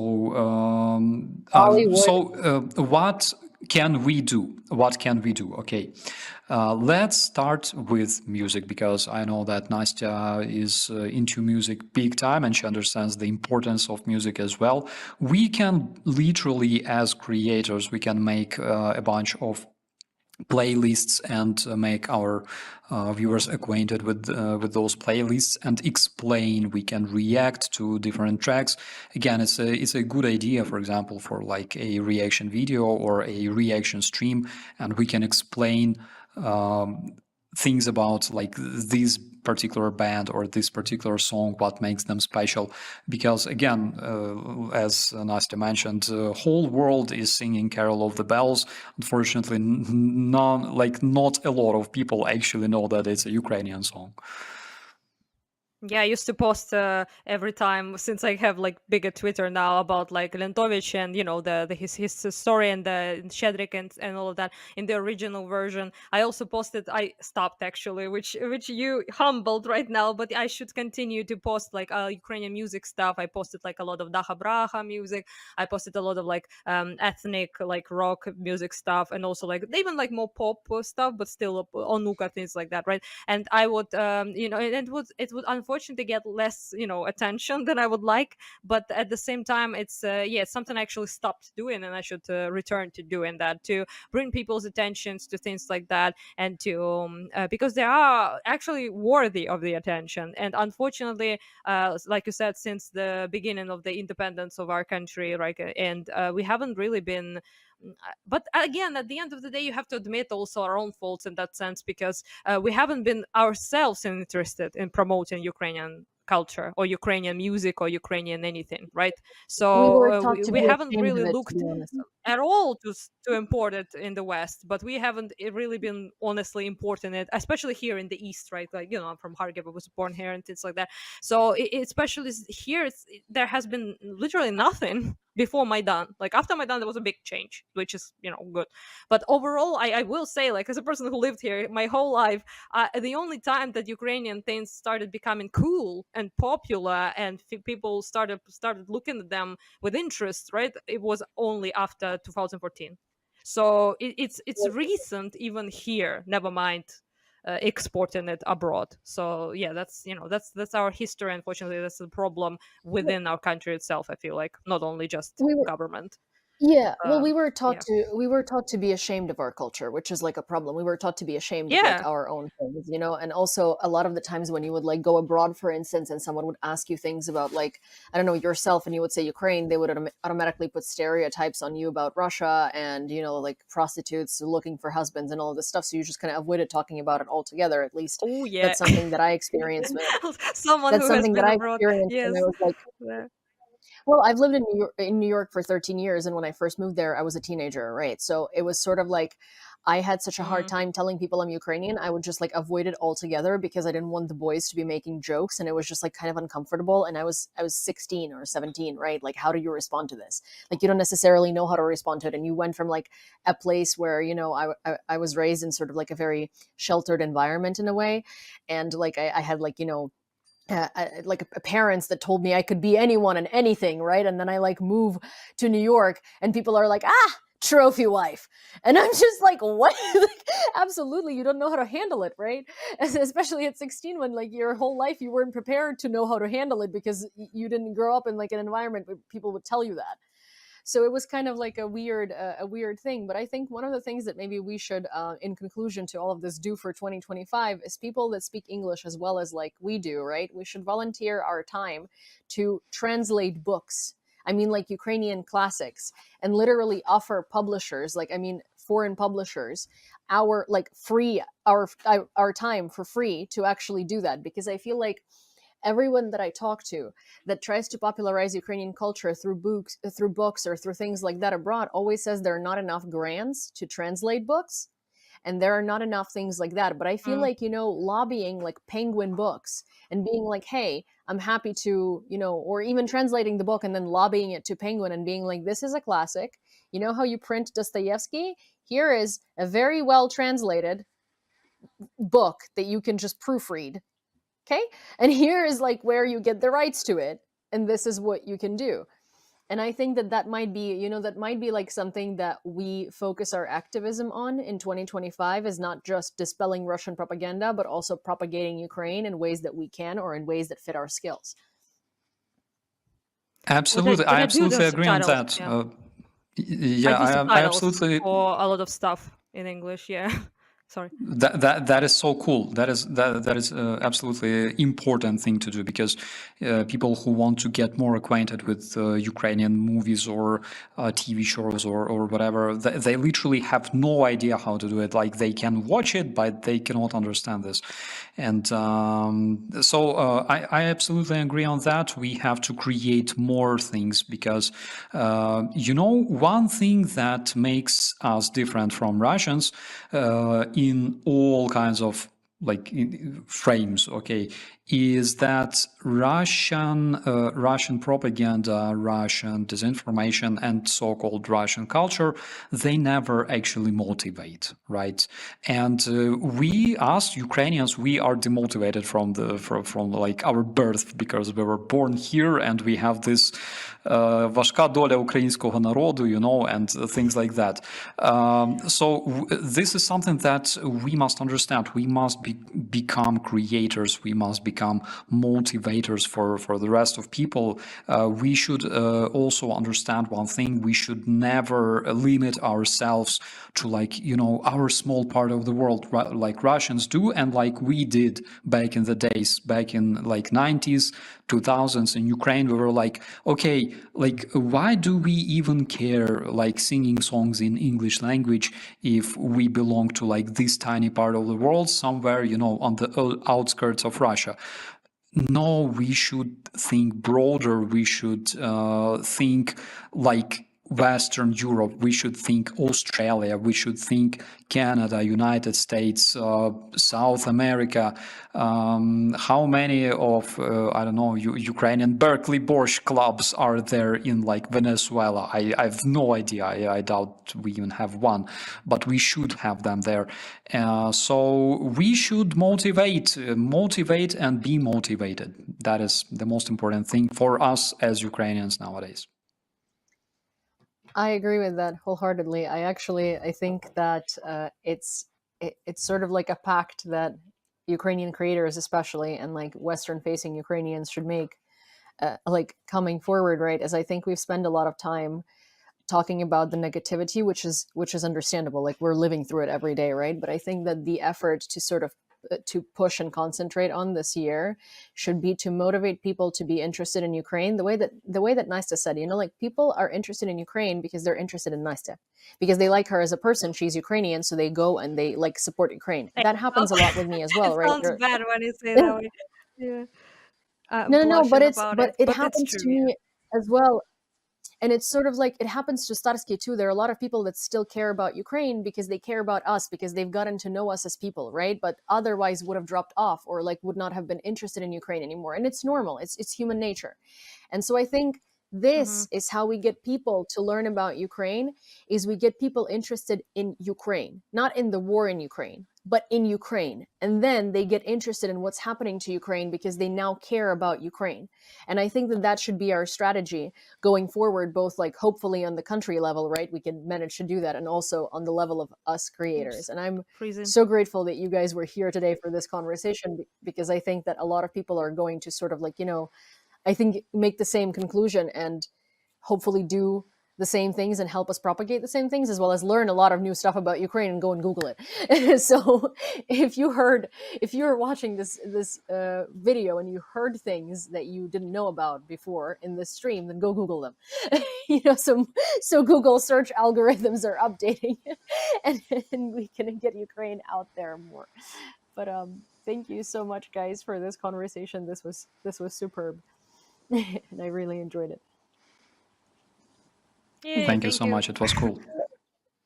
Well, I hope this conversation was inspiring for you and you've learned a thing or two from it. I certainly did, and I certainly now know what to focus on in 2025. I want to wish you a Happy New Year and Merry Christmas. I'm still going to see you this year, but if I don't, then see you next year. And of course, if you enjoyed this video and would like to see more videos like this, don't forget to subscribe to this channel. Also, of course, subscribe to the notifications so you don't miss the next videos that are going to come out. Give this video a like and send it to a friend, because you never know who might be interested. And leave your questions, comments, and suggestions in the comment section below. See you next time. US President Joe Biden plans to increase sanctions pressure on Moscow to give the incoming team of President-elect Donald Trump more leverage in its negotiations with Putin over ending Russia's war with Ukraine, the Washington Post has reported. In his final weeks in the White House, Biden may increase restrictions on the Federation's energy sector, thereby shaping its economic and foreign policy legacy, analysts suggest. The thrust of the sanctions would be to target the dark fleet of international ships carrying Russian oil to non-Western countries, as well as certain Russian oil exporters who have not been sanctioned until now. A major move against Russia before leaving office would bolster Biden's claims to have rallied Western allies to respond forcefully to the 2022 invasion of Ukraine. From the Washington Post publication.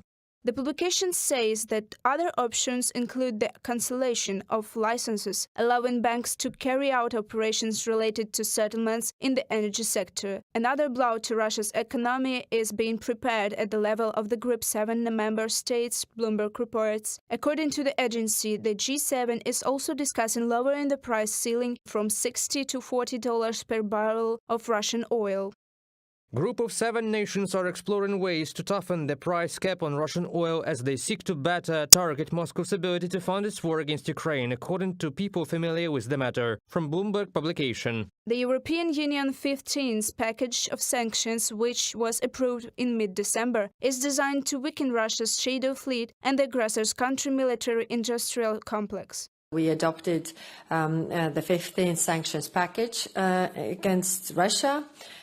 This round targets the shadow fleet, North Korean officials, and for the first time also Chinese firms making drones for Moscow. Our message is very clear.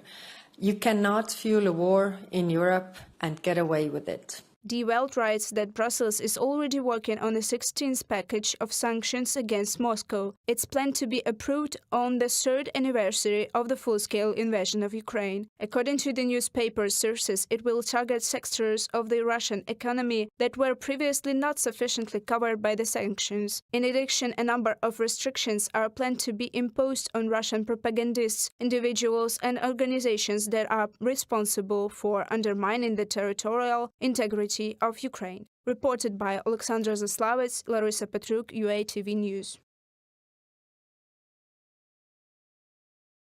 And today with us we have Mr. Frank Ledwidge, senior lecturer at the Royal Air Force College and a former military intelligence officer. Mr. Ledwidge, I welcome you.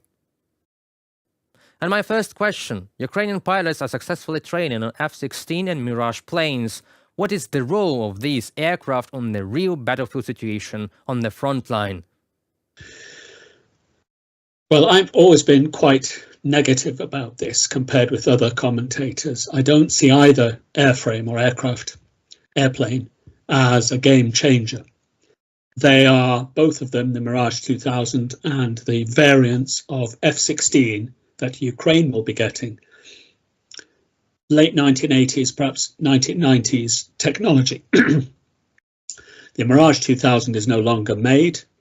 The F-16 variant is coming from Belgium, Netherlands, Norway, and Denmark. Also, I think Greece will be giving some variants in due course.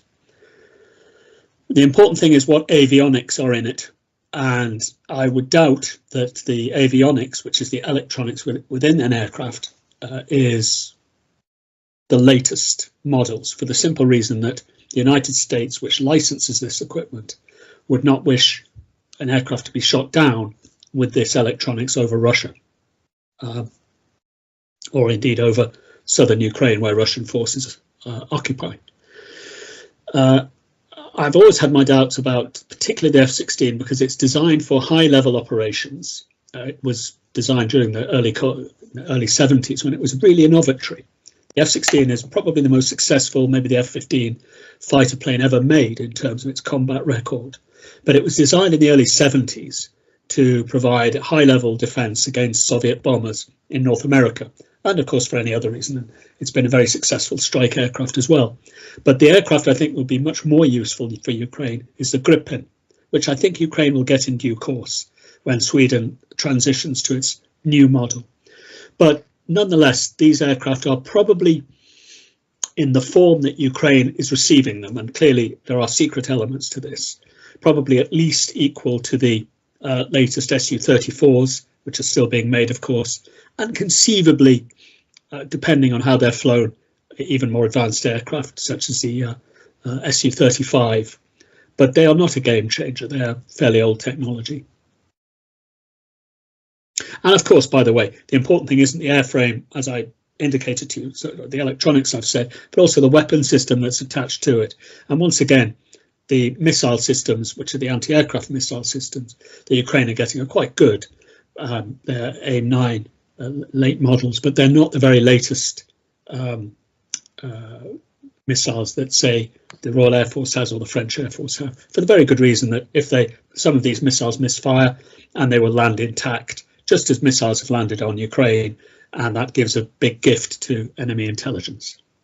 The DPRK participation in hostilities and missile terror from Russia, is there anything to suggest that this tactic and strategy will change over time when Russia will be about to join some possible negotiations? Yes, I think there is, but they're doing it in a way you would expect from Russia, which is to set out conditions that are untenable and unacceptable for Ukraine or anyone else.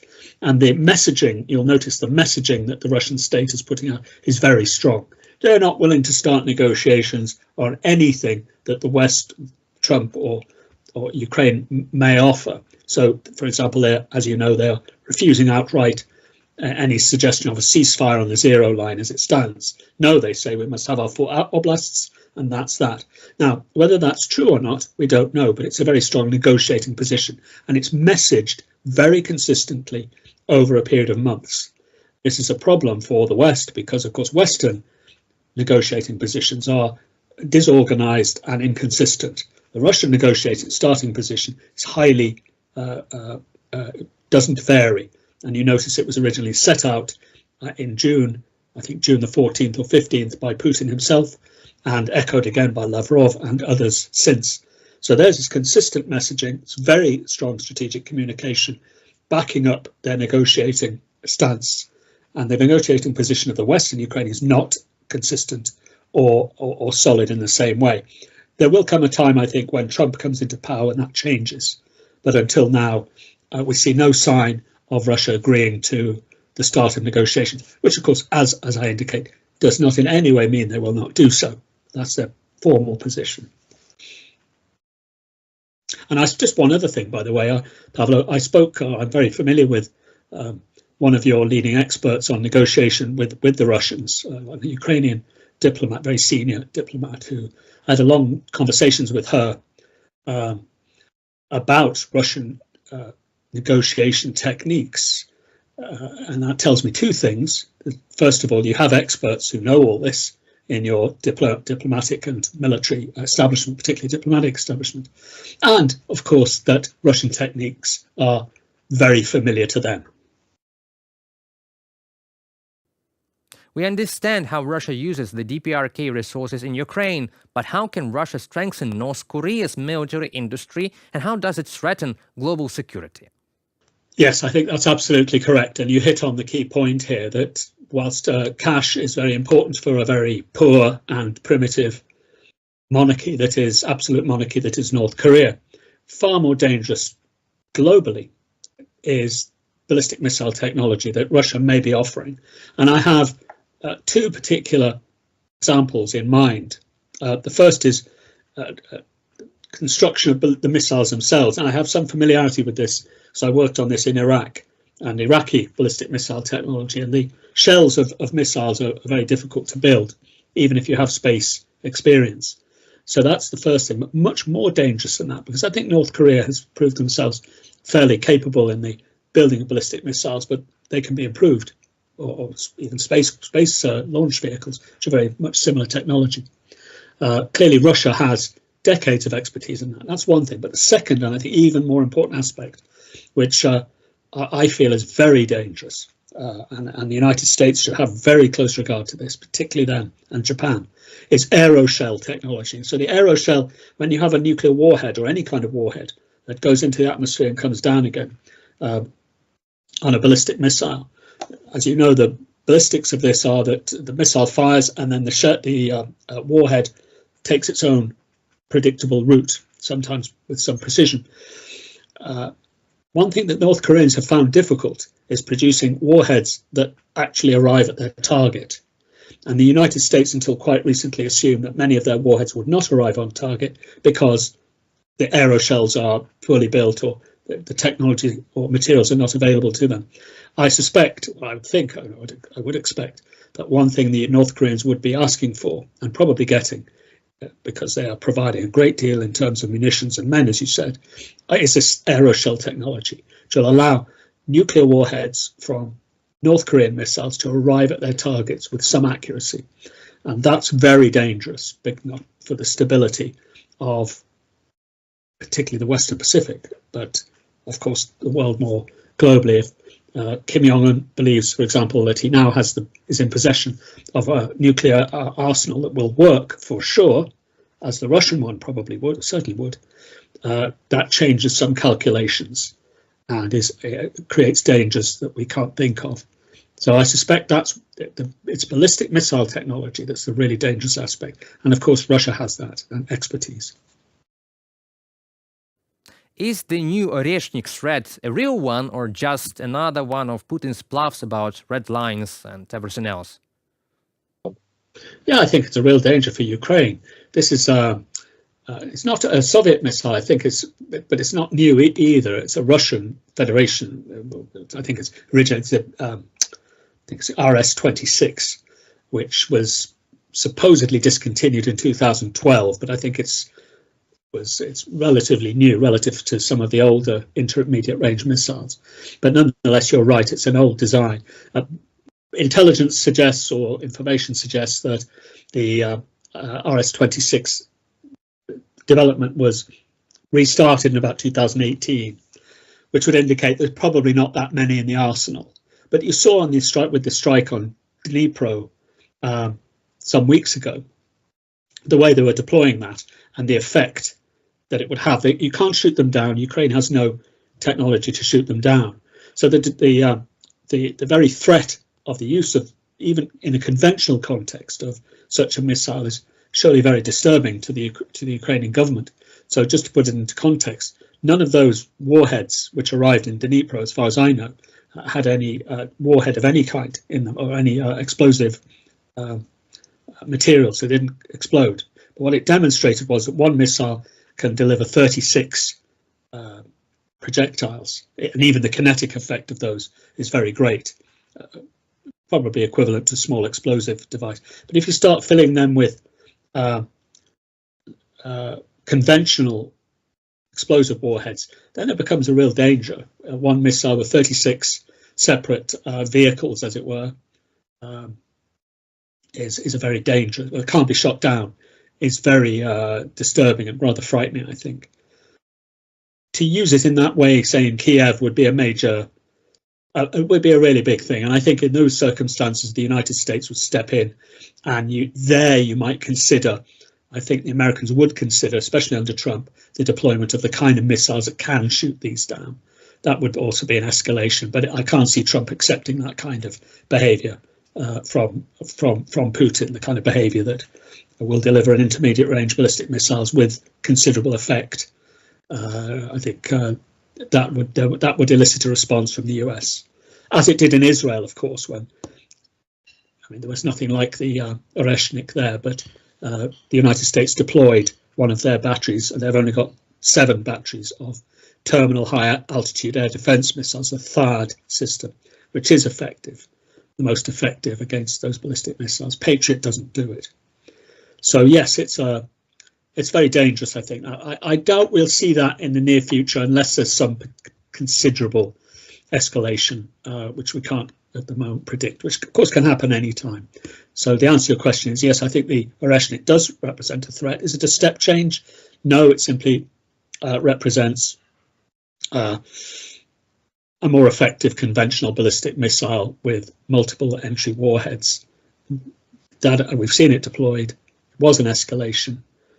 But I think if it were used against Kyiv, it would elicit a response from the US, which would be dangerous, I think, for European security overall. So I don't see Russia using it again on a target like that, like Kyiv, but we could see it elsewhere. Thank you very much, Mr. Ledwidge, for answering our questions today in the studio, and have a nice evening. Дорогі українці, сьогодні я говорив з президентом Азербайджану, висловив співчуття президенту і народу Азербайджану. Dear Ukrainians, today I spoke with the President of Azerbaijan. I expressed my condolences to the President and the people of Azerbaijan. I have no doubt that the full truth about the crash of the Azerbaijan Airlines plane can be established and that Russia will not succeed in concealing anything. Now there are already partners involved who can be trusted, first of all by Azerbaijan itself. Ukraine will provide all the necessary assistance, and we call on every country to support Azerbaijan in this situation. We call on every country to put pressure on Russia to stop the lies about this crash. The same lies were told about MH17, about the Boeing shot down over the Donetsk region. In our conversation with President Aliyev, we acknowledged the heroism of the crew who managed to steer the plane onto Kazakhstan territory, saving 29 people. But tragically, there were many fatalities, and for all this, the accountability must be borne, the accountability of those who hit the plane, and those in Russia who made all this possible, that the plane was targeted. I also received intelligence report on what happened and the data we currently have. I instructed that all facts be shared with our partners. In the coming days, we will continue our communication with the leaders. Although the new year is approaching, our work does not stop. We already have a preliminary schedule for our diplomatic engagements in January, including with our American partners. Today, I also spoke with Prime Minister of Ukraine Denis Shmyhal and had a discussion with Minister of Energy German Houshenko. I heard the details of electricity imports from the European Union to Ukraine via Slovakia, about 19%. This is of the total volume. We are working with other neighbors in the EU. And I have instructed the government officials to do everything possible together with the European Commission, together with all our partners in Europe, everything possible to maintain the stability of the united European energy system and uphold European energy rules. Whatever Putin may have told Fico during his visit to the Kremlin, European rules must prevail over any individual's ties with Moscow. And one more thing. We are preparing several important personal decisions. The decrees will be announced soon. I want to thank everyone who helps. Glory to Ukraine. Дойче Дунков, ты еще увидишь, как из-за твоей продажной глупости, Анна-Лена Бербок, Берлин будет гореть. Надо как-то сделать так, чтобы американские солдаты начали гибнуть. Да мы сотрем в порошок Варшаву и Вильнюс. Почему мы признаем Францию в ее границах? Как я хочу посмотреть, чтобы Урсулиха фон дер Ляля корчилась с куском беспилотника в глотке. Когда на сегодняшний день мы говорим, что война будет безъядерной, мы, наверное, лукавим. По количеству на душу населения, правда, Канада ее опережает, но Америка — это мировая держава по дебилу. Я сейчас требую спалить Берлин. Welcome to a special episode of Russian Hate Speech, where we take a look back at some of the most outrageous and absurd claims made by Russian propagandists over the past year. These statements, packed with threats, distortions, and grand delusions, paint a chilling picture of the Kremlin's narrative machinery. Let's dive in. We begin with Kremlin's mouthpiece Dmitry Kiselyov, who issued an ultimatum about NATO's involvement in Ukraine. If NATO countries deploy their forces to Ukraine in order to blow strategic defeat to Russia, then the very moment will come of which Putin has spoken. Why do we need a world if Russia is not in it? In that case, we will send everything flying everywhere. Sarmat, Yars, and avant-garde missiles. American decision-making centers and launch sites on land and sea are already in our crosshairs. France as a nuclear power will have to be immediately disarmed. The British Isles will simply go underwater. We have the technologies for this, and we have talked about them before, but it would be better not to take things that far. And this isn't propaganda. И это не пропаганда. From veiled threats to unbridled fantasies, another notorious Kremlin propagandist, Vladimir Solovyov, envisioned Britain becoming a watery grave. Britain is preparing civilians for defense, which is utterly pointless. Why bother? They should instead learn to breathe underwater because Poseidon will deal with them hard and fast. If the British manage to live underwater, that's one option. If they realize they won't, they should stop acting foolishly and overthrow the madmen currently in power. The portrayal of Britain as a villain is a recurring trope in the angry rants of Russian propagandists. Russian journalist Igor Korotchenko accused London of being the center of global evil and blamed Britain for provoking the Third World War. We don't care about this Britain. If they had stayed on those islands, stayed away from us, we wouldn't even think about them. But it is Britain that is the engine of Western military support. London is the center of global evil. It is there that the Anglo-Saxons, with their favorite tactics of divide and rule today, are trying to inflict a strategic defeat on Russia using the hands of Ukraine. Nothing has changed over the last 500 years. Let me remind you that it was at the time of Ivan the Terrible that London officially recognized Russia as its strategic, military and political adversary, and now they're intimidating their own citizens with nuclear war. Note, we're not threatening them. They are provoking Ukraine and escalating, providing modern weapons. They are. It is Sunak and his cabinet who are the warmongers of the Third World War. And here is a political commentator, Dmitry Kulikov, accusing the West of intending to kill Russians. They have come to kill and rob us again. Just those two words. The Western world is here to kill and rob us again. Nothing else, just that. Those who survive in our territory, according to their plan, will have to fight China out of hunger. The survivors here will have to fight China for a piece of bread. Russian military expert Vladislav Shurygin introduced one of Kremlin's favorite narratives about Nazism in Europe. Nazism as such is basically a defense mechanism of the European organism. It always turns on as soon as it faces a threat. You yourself mentioned Jews. Before that there were gypsies. Before that there were others. So Nazism in this case, European Nazism, can be refined. It can be prehistoric, but it is always a defensive reaction of the European civilization towards the enemy. Vladimir Solovyov, in another fiery claim, fantasized about nuclear annihilation of Britain. Stama says, here is the green light. Use our Storm Shadow missiles to strike Russian military targets. Debris are going to get hit, no problem. We just need to ensure that when the radioactive wave passes over Big Ben, there's a marker on the map so our ships don't touch it as they sail through what used to be Petty Britain. So we just need to make it clear. And following our good tradition, as always, we'll give 3 days for the citizens of Great Britain to leave the island. Russian arms dealer Viktor But contributed by calling a Russian war a fight against Satanists. We must stay the course. Win this war against Satanists and achieve all the goals our president outlined when he launched the special military operation. By doing so, we will change the world. As it stands, this Western elite that rules the so-called Western world is nothing more than a cult of Satanists whose primary goal is the ritual suicide of everyone else but themselves. Andrei Gurulev suggested drawing a map of total destruction of the West. Why don't we map out our long-range precision-guided missiles hitting Europe and beyond? Why not create a map today showing the total destruction by our non-strategic nuclear weapons, wherever they can reach? If that's not enough, Russian Lieutenant General Yevgeny Buzhinsky proposed targeting the US directly. In general, I believe it's time for us to deliver a very painful blow to the Americans.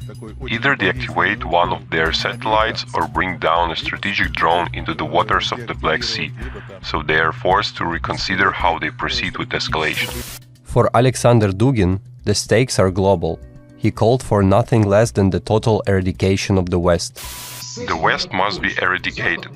The Western liberal globalist elite must be completely wiped off the face of the earth, or it will wipe out humanity.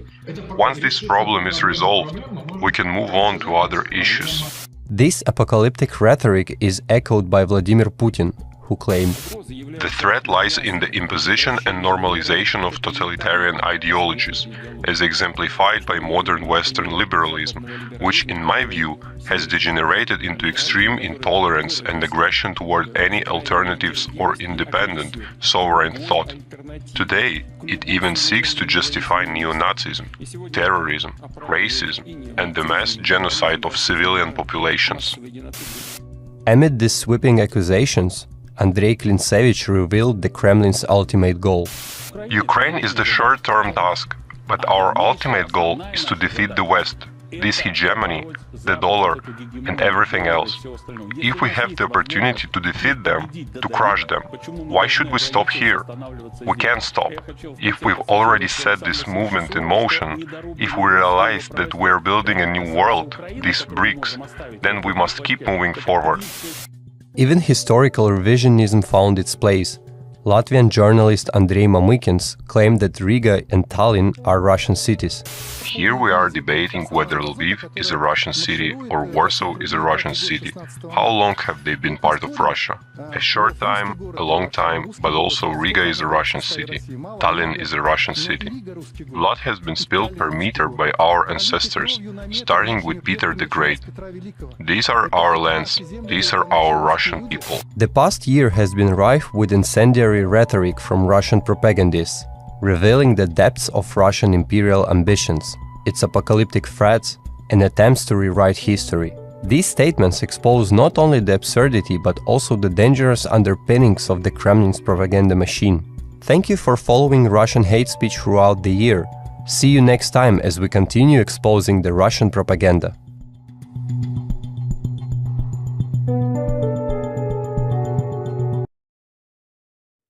Russian active hybrid measures to disrupt European security continue too. German Foreign Minister Annalena Baerbock has raised alarm over Russia's alleged shadow fleet following a series of incidents involving undersea cable damage across Europe.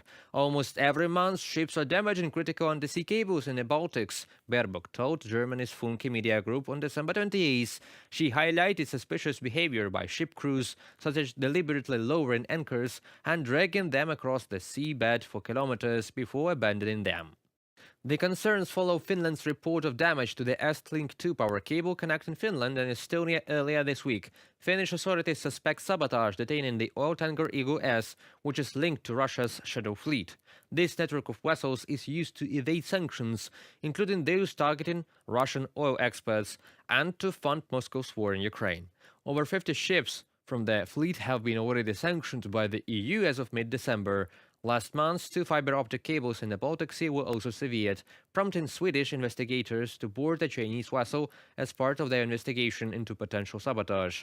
Baerbock's warning highlights the growing threat to Europe's critical infrastructure and the need for unified action against malicious activities linked to Russia's shadow fleet.